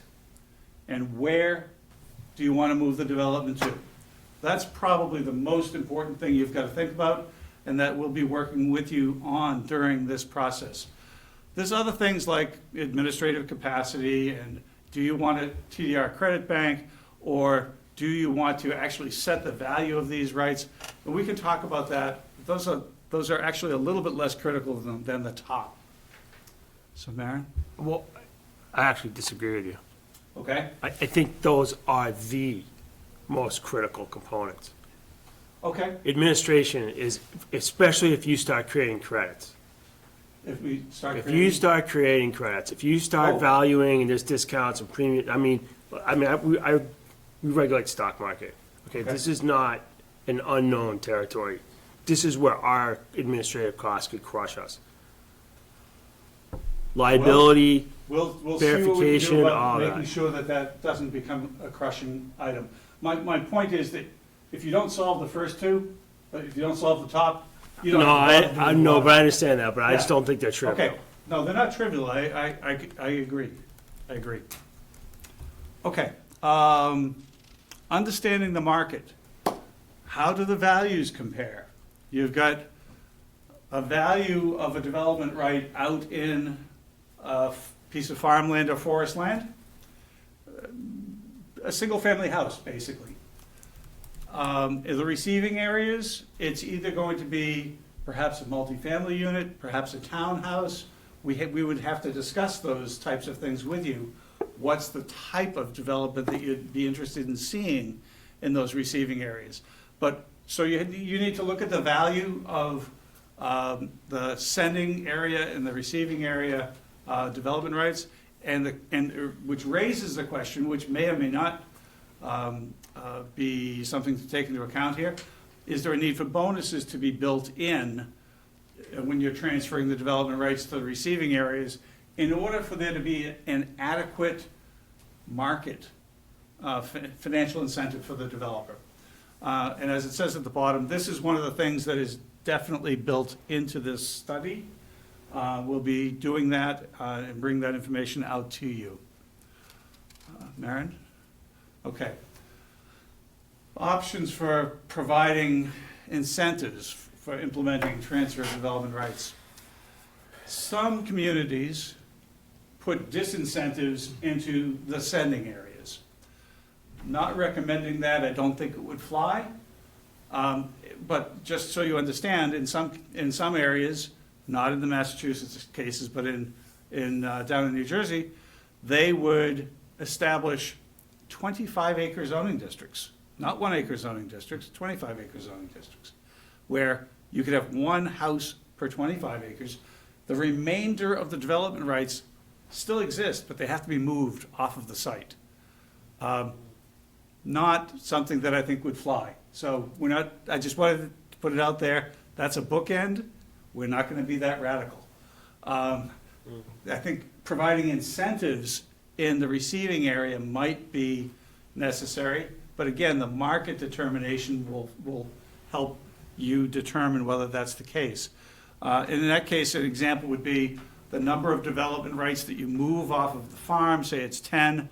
Maybe in order for this to work financially, that has to turn into 15 development rights in the receiving area. But again, this is something that we would need to look at and discuss with you once we've crunched the numbers. Aaron? Okay. If you're interested in everything you want to know about transfer of development rights and more, the Mass Smart Growth Smart Energy Toolkit, the website is here. You can see, for instance, a case study from Falmouth where 7 units were moved from one area to an area where they were, actually 6 units were moved to an area where they joined an additional 7 to have a 13-lot subdivision, preserved an area that the town wanted to see preserved, moved it to an area where there was town water. These other examples are from out of state. You can see that sometimes it's used for historic building preservation, sometimes it's for farmland protection, as in Montgomery County, Maryland. All right?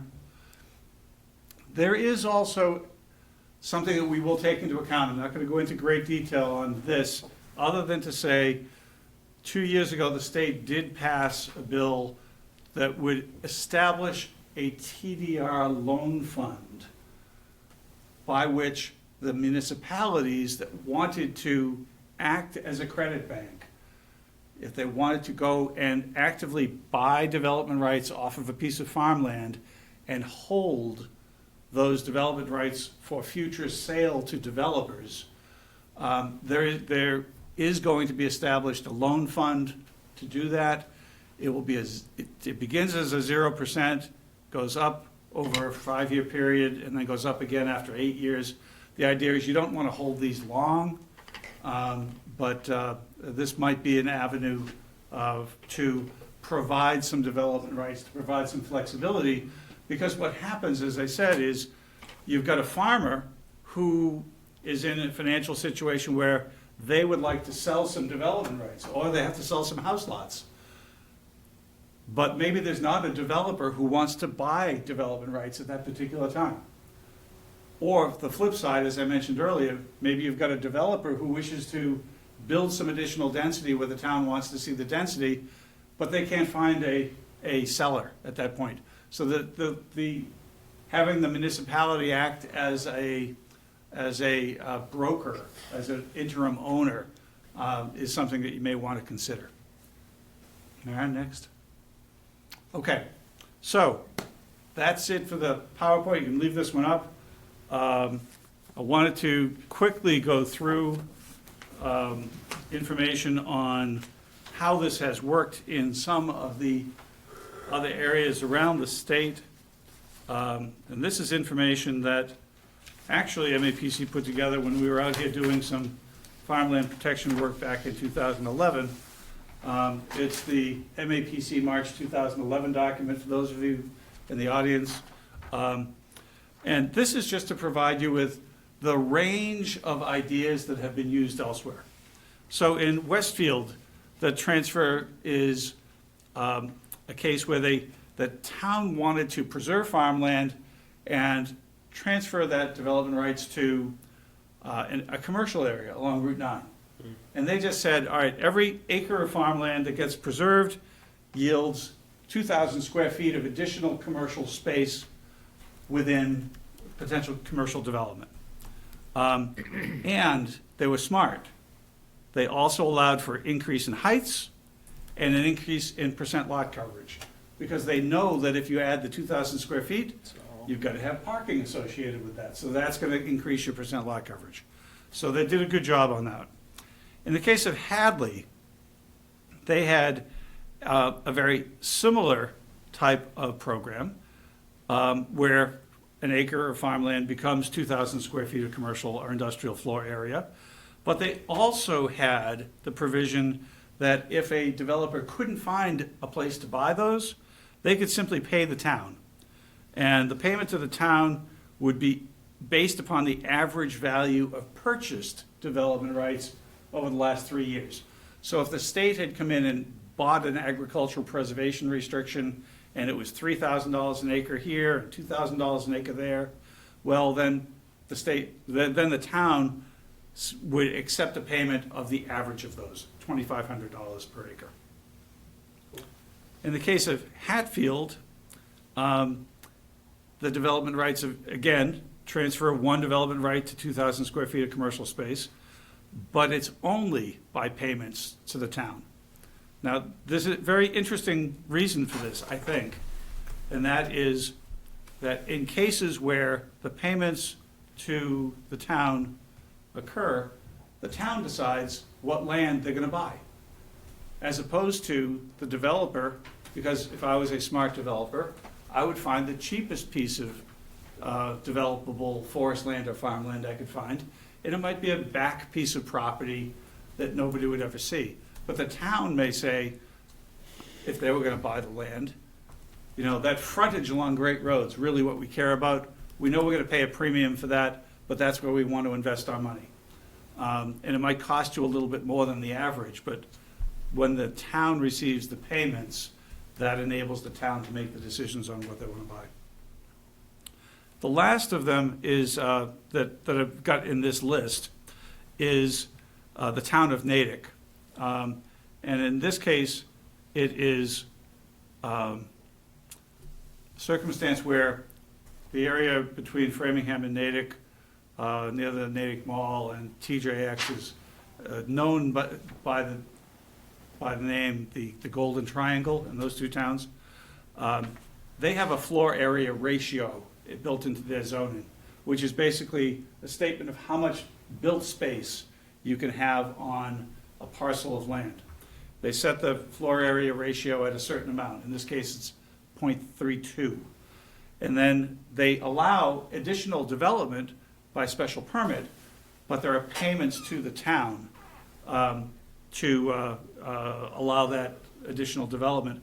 And then the town can turn around and use that to purchase development rights off of whatever land they see as appropriate. Not included on this list, but you saw on the PowerPoint, was the trade of house lots for house lots that occurred in the town of Falmouth, where it was simply moving house lots from one development area to an area fairly close by, so they were equal value, so the developer simply moved the house lots. In fact, in that case, the developer owned both parcels of land. So it was kind of a cluster subdivision with the open space not associated directly with the with the development parcels. So that's kind of gives you the flavor of what transfer of development rights has been in other parts of the state.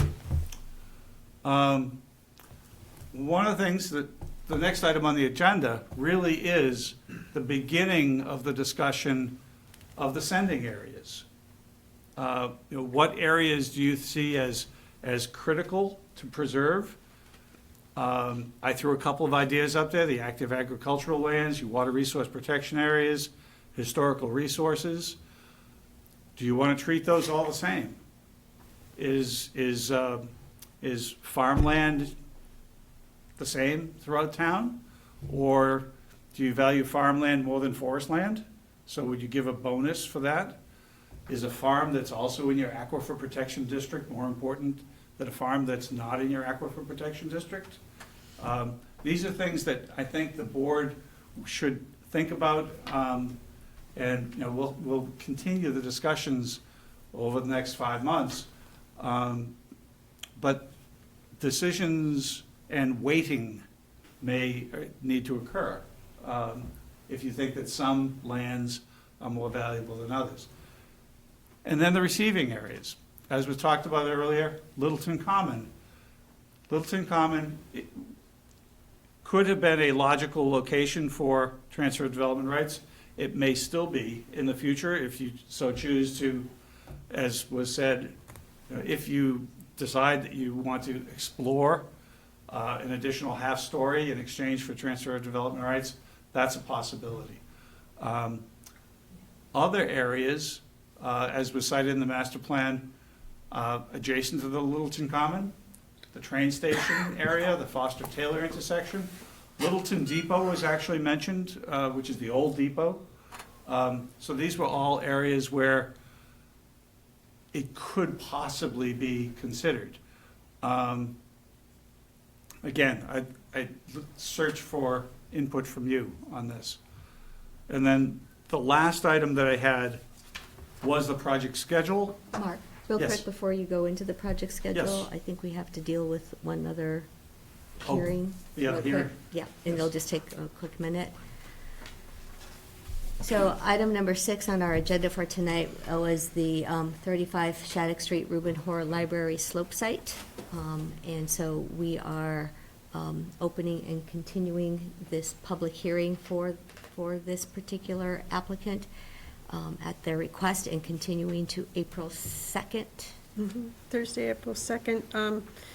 If we leave 45 minutes for Healy Corner, we could do this one at 7:45. Is that? Seem reasonable? Sure. Okay. So do I have a motion to change for Reuben Hoare Library public hearing? To continue that? To continue the public hearing to April 2nd at 7:45 PM here at 37 Shattuck Street, room 103. Do I have I'll a make second? the motion. Oh, sorry. I'll make that motion. Okay, so moved. Yeah. Second. Second, thank you.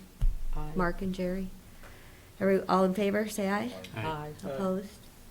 Okay, great, so that is continued. All right, so Mark, I'm sorry, Okay. you can continue. Thank you. So basically, I'm just handing out the timeline. We don't have to talk about it except for tonight's meeting, because there are a couple decision points in order for us to stay on schedule for the next meeting. So for instance, one of the things we want to have at the next meeting is the beginning of a discussion about how we plan to do the valuation of the real estate market. And in order for us to do that, we need to have some idea of the sending and the receiving areas. So, I have a question. Could I ask a question?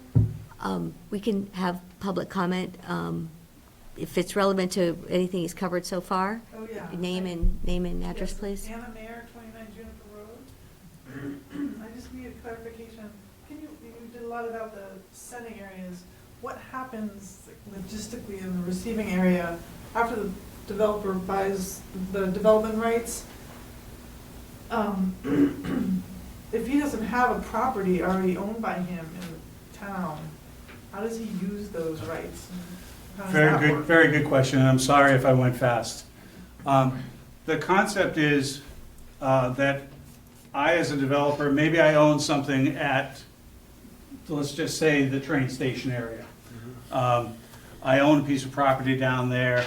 It's a piece of property that's currently zoned limited industrial, and it's subject to Water Resource Protection District limit of 50% lot coverage. I currently can't put any housing there because it's not allowed in the zoning.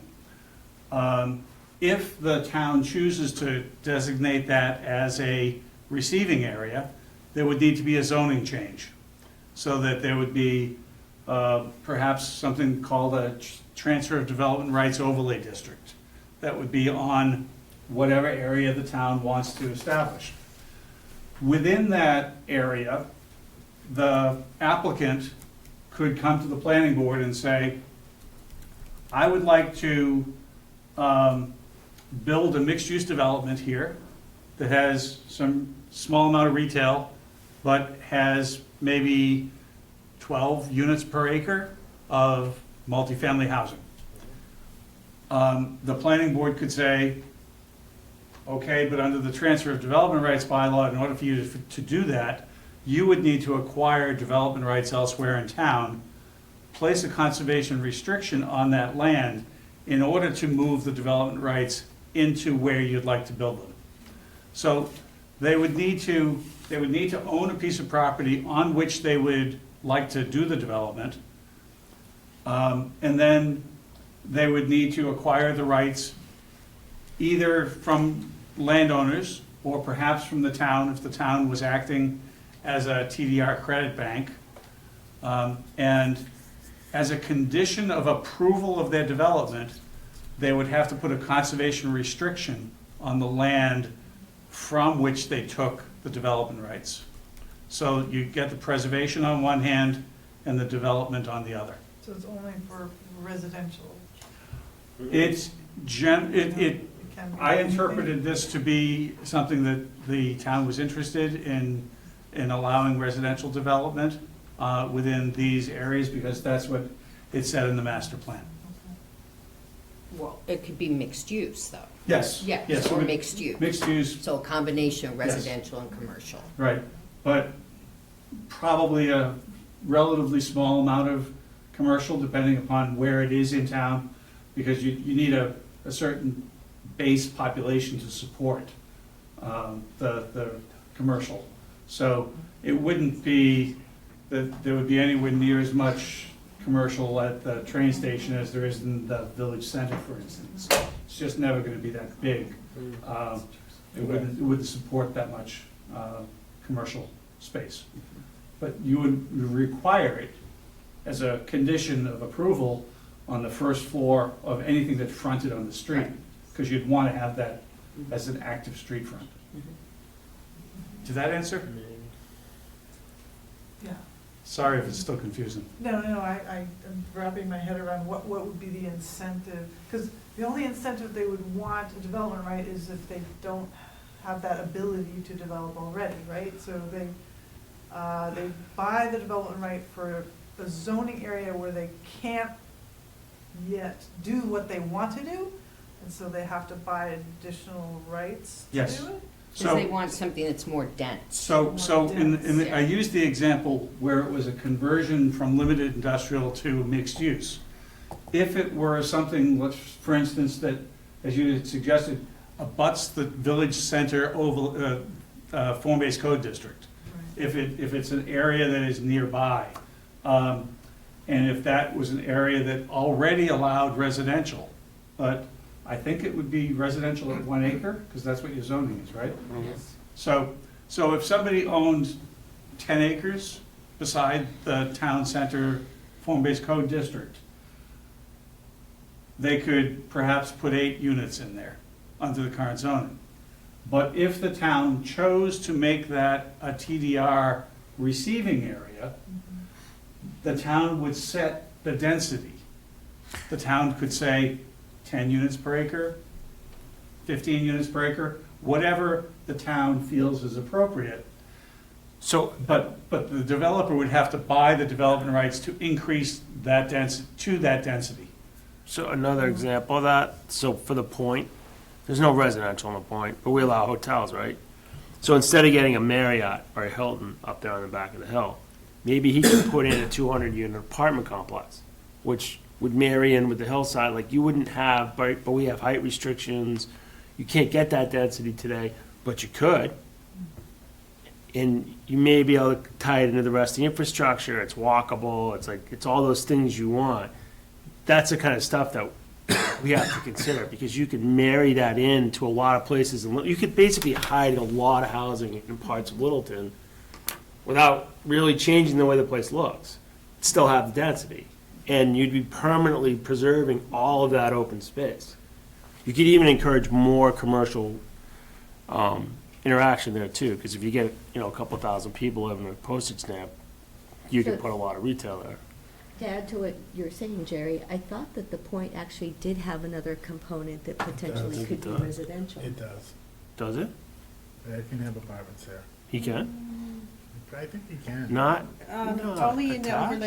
overlay, it was extended stay hotel or, not nursing home, but assisted living. right, but not a standard, But if that's something the board wants to consider as part of transfer of development rights, then that's certainly. I would- that's what I'm Jerry saying, you has the can right bury discussion a to ton have. of density in those places. That would make So sense at the there. Point, like you said, Jerry, there is already the commercial space You already have, able right. to increase the density there a lot easier. He may want, and I'm not speaking for the developer, like, for instance, you can't go over the top of those buildings right now with residential, but he could. But he could go up, and I don't think you would impact your sightline at all on that slope. Same thing with, like Donalds. I mean, how many apartments could you put on top of Donalds? So if you're looking for that kind of density, to me, that's the place to go lose it. Yes, Yeah, the Point would be good. I totally agree. But It's already you built. would have to find the senders, which may not cooperate with you. Or the just town could be because- the That's, Right, that's, town could be the bank. but that's where the marketing, that's what I was saying, the marketing becomes so critical, right? So if we set this up, let's say we do 1-to-1, we find out a 1-to-1 marketable ratio. So you say, I want to do apartments. And let's say, we'll just use Danny Pickett's farm, let's say it's 100 acres, right? So he could fit 100 houses on there, let's just say it's 100.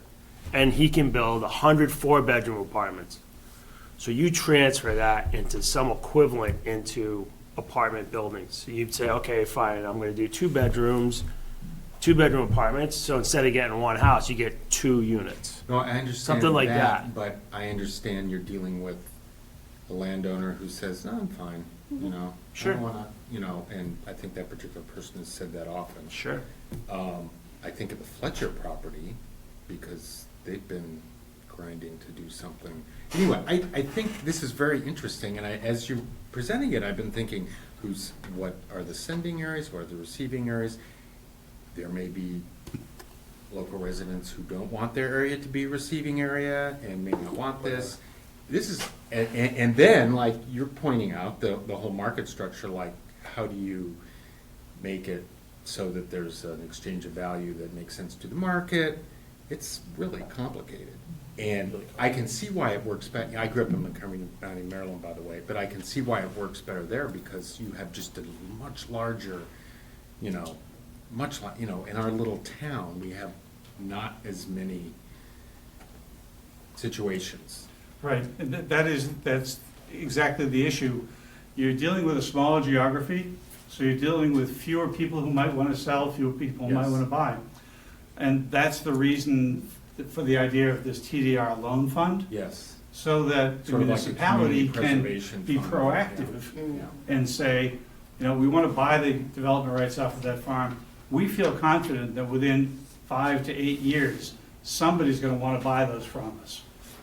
Because here's the deal, if you borrow money from the loan fund, you do have to pay it back. Oh, so you're saying there is a loan fund that the town could borrow The from? state hasn't quite set it up yet. It was Okay, approved by the okay, legislature. that's And it was interesting. approved by bonding, Yeah. but it hasn't been set up. Okay, but that's So the- promising. But It's that's- promising, it's very promising. Yeah. But that's why, I mean, that's what I'm saying. I mean, you're trying to create liquidity somewhere where you don't know what the buy side is, right? I mean, you're discovering your market in Littleton.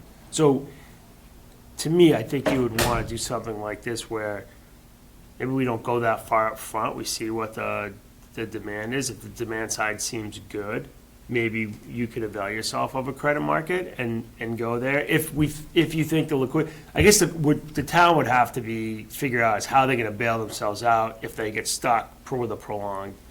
Because we're the house, right? I mean, we should be getting the vig and we should get the juice off that trade, right? Oh, I'm serious. I mean, that's what a clearinghouse does, and that's how we get compensated for our risk. I concur. But there's a little bit of a twist here, I think. If the town acquires development rights using the loan fund, you pay 0 interest for 5 years. Sure. If you haven't been able to sell those at the end of 5 years, the town could take itself out using its other sources of funding, Community Preservation Act or something like that, in which case you've had 5 years of free money and you still have the conservation land. You just haven't been able to enact the second half of it. So it's not a total Well, loss. because we haven't gotten paid, though. I know we preserved the land, but You we preserved the didn't land. get It's compensated. not perfect, it's not perfect, Right. But it's it's basically possible- what you do now, though. Yeah. it's Because if possible you want to You're buy right. the land, if you want to No, preserve you're a right. farm, you're going out and you're buying the development rights off of it now. Yeah. What this does is That's it right. provides you with the additional option of saying, we're gonna borrow the money cheaply, and we're gonna buy development rights, and we're gonna try to sell To somebody else. to sell to somebody else, to get taken out, as you said. Yeah. So it's sort of turbocharging the process, but it's complicated. It is complicated, and the loan fund is not yet set up. Okay, So- because that's interesting, because the temporal thing is a big issue also. But this is the kind of thing too, where you're gonna need a couple of lawyers involved, you're gonna need someone to audit this, like, as soon as this thing gets active, the overhead on these things are really expensive. The transaction itself may be very expensive. Not, I'm not talking about the value of the land. I'm saying just to administer the process and put all the overhead you need could be difficult. And you'd have to ensure that, this was being done with no hidden strings.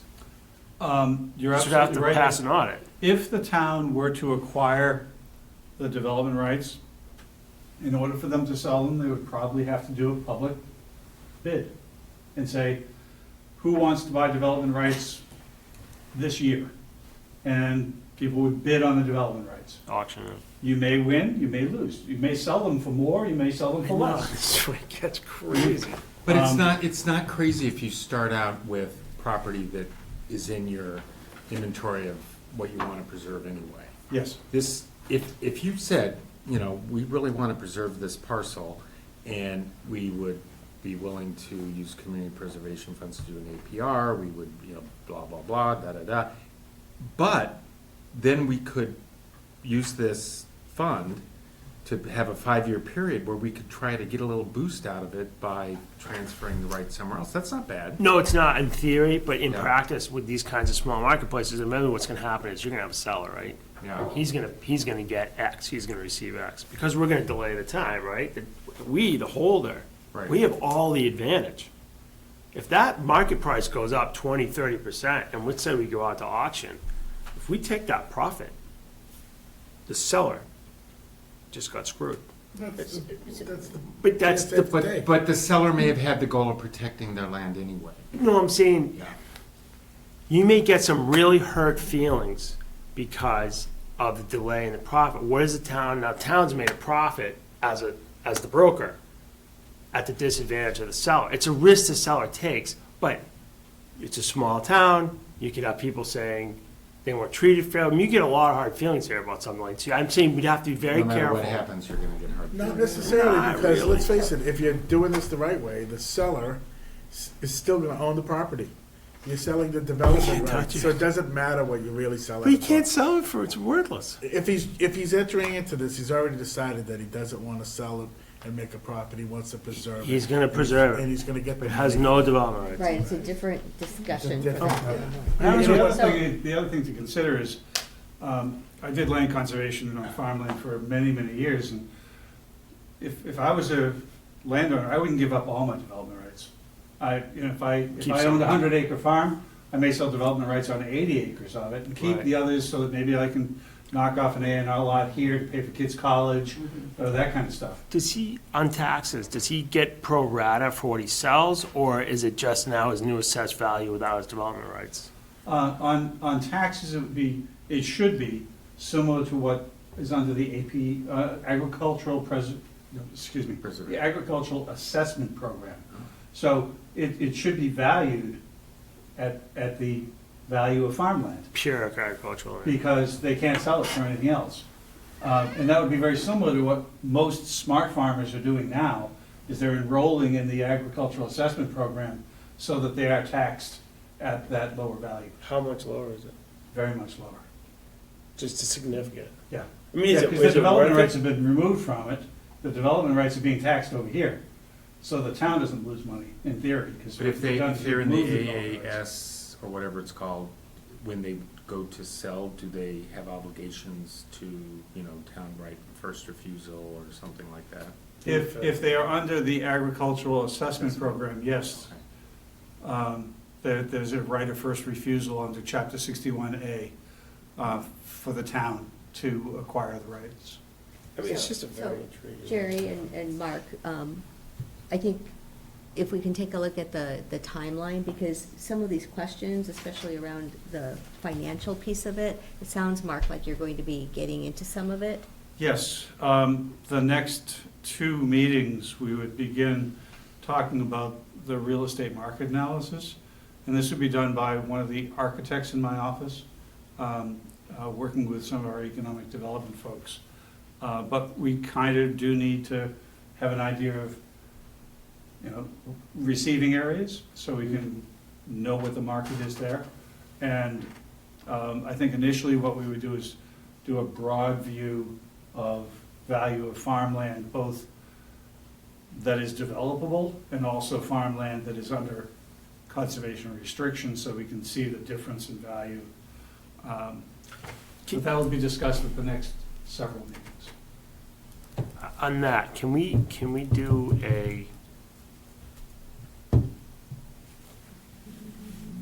an engineered like an idealized plan, perfect world plan? If you could calculate what's available, right, for sending, and what's available for receiving today. Perfect world. And then let us work our way back out of that. Because I have a hard time with these things when you're saying, hey, listen, if we're gonna create 2,000 units, right? You wanna know that you got a place to go with 2,000 units. So I'd like to at least start with, what's the max outlier? And that way, if we ask for too much, we just got somewhere to walk back to.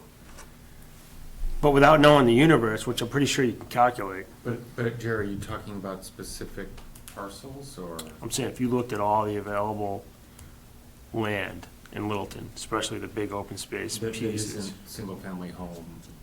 Right. Not, Current yeah. single-family home, or, not necessarily 1 acre, but whatever, Yeah.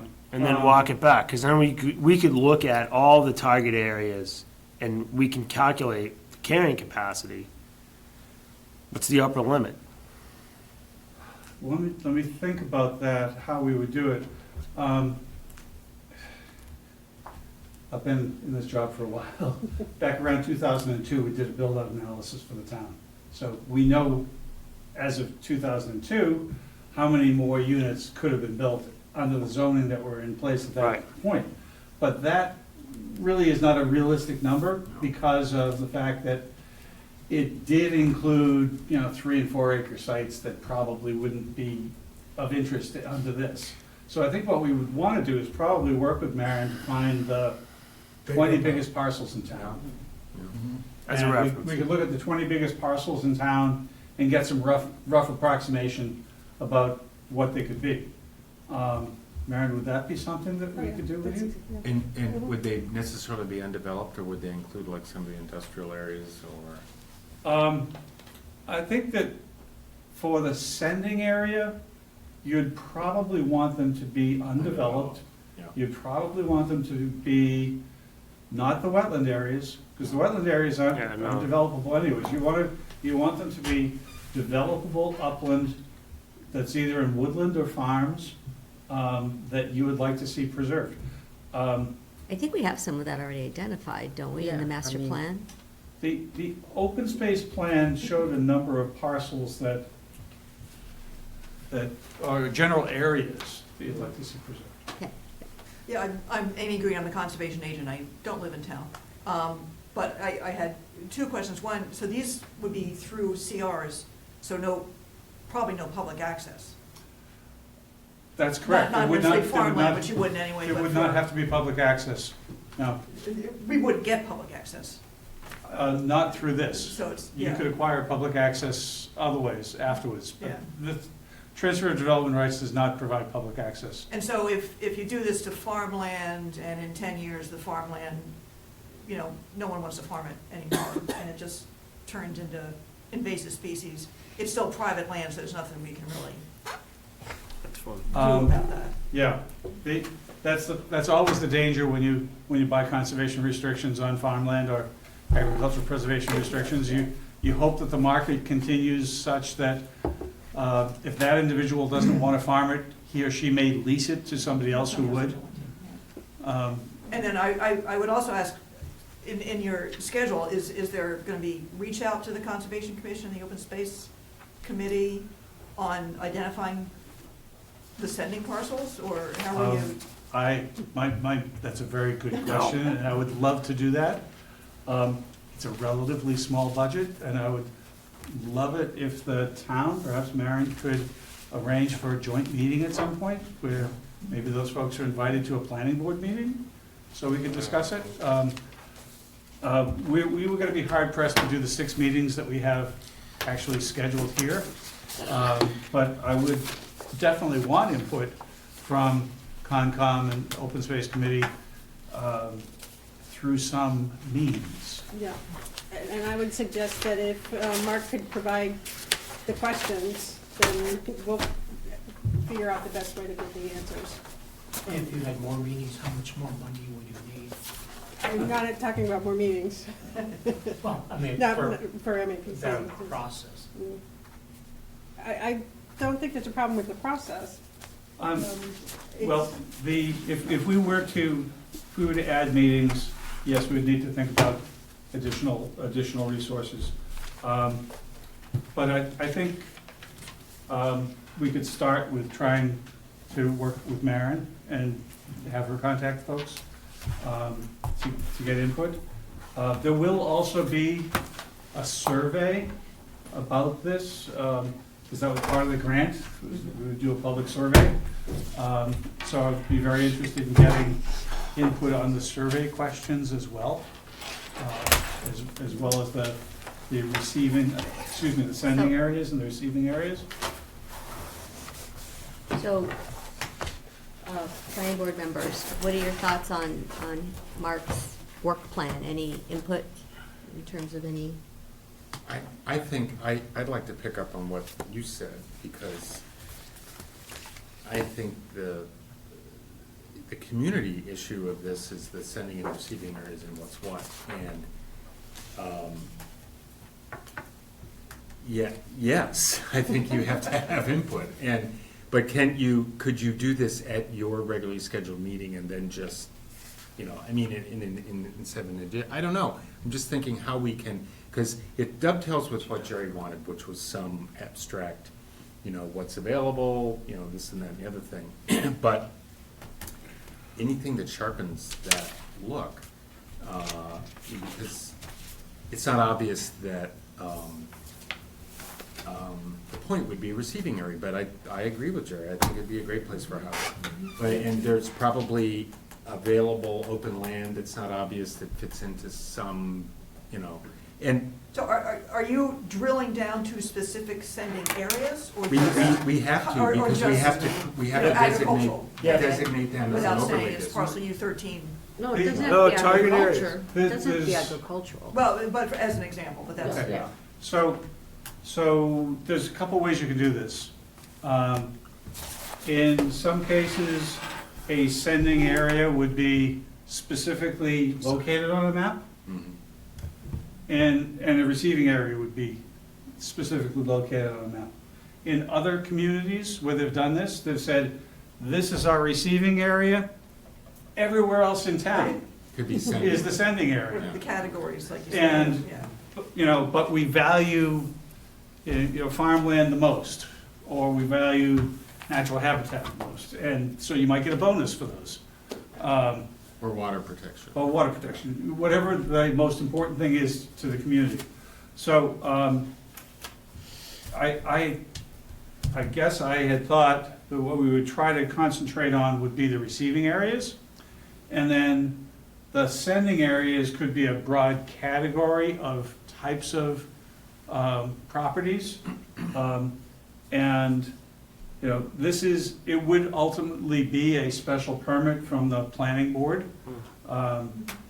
So that if I, as a developer, came in and said, yeah, I want to put 20 more units on this particular parcel, and here's my sending area, because the sending area is anywhere else in town, and I'm saying, here's my sending area, but it's 2/3 swamp, the planning board doesn't have to give me the permit. I've got to prove that that land is developable and has got development rights that can legitimately. Would an assessor need to look at the parcel, the sending parcel? Pardon? Would an assessor, would you need to get an evaluation? No, you wouldn't necessarily need to get an More evaluation. sheer than that? But it would depend upon how the program is set up. Yeah. There might be circumstances where you could do that, but trying to keep it as simple as possible, we're just gonna try to say, a development right here equals X over here. Maybe it's one development right, maybe it's 1.2 development rights. That will be part of the market analysis that we'll be doing for the town. So I have a question on that. So if I am, let's say I do have my farm, my 100-acre farm, do I have to basically file some type of like definitive plan with the planning board to have them opine on how many units I actually have?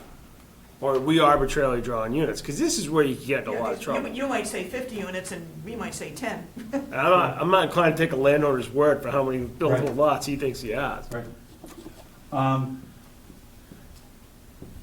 I think that in most cases, you would need to have a preliminary plan that would show, and it doesn't have to be an engineered preliminary plan. No, but I mean, anybody on this planning board could draft up a sketch plan of a development on a particular farm. If you knew where the wetlands were, you said, well, I know the road could come in like this, and, on that 20-acre parcel with 5 acres of wetland over here, you could probably get 12 to 15 lots. Don't be so sure. yeah, I don't agree with that at all. You don't think you could do that? I think, No, I don't think that's I don't not think I've ever seen a plan come through here that. No, I think everyone agrees now you're with. gonna be professional.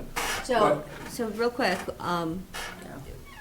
for the next time that we have Mark coming to talk with us, we'll have, it says here, initial discussion of preliminary calculation of real estate market analysis, discussion of online survey for TDR.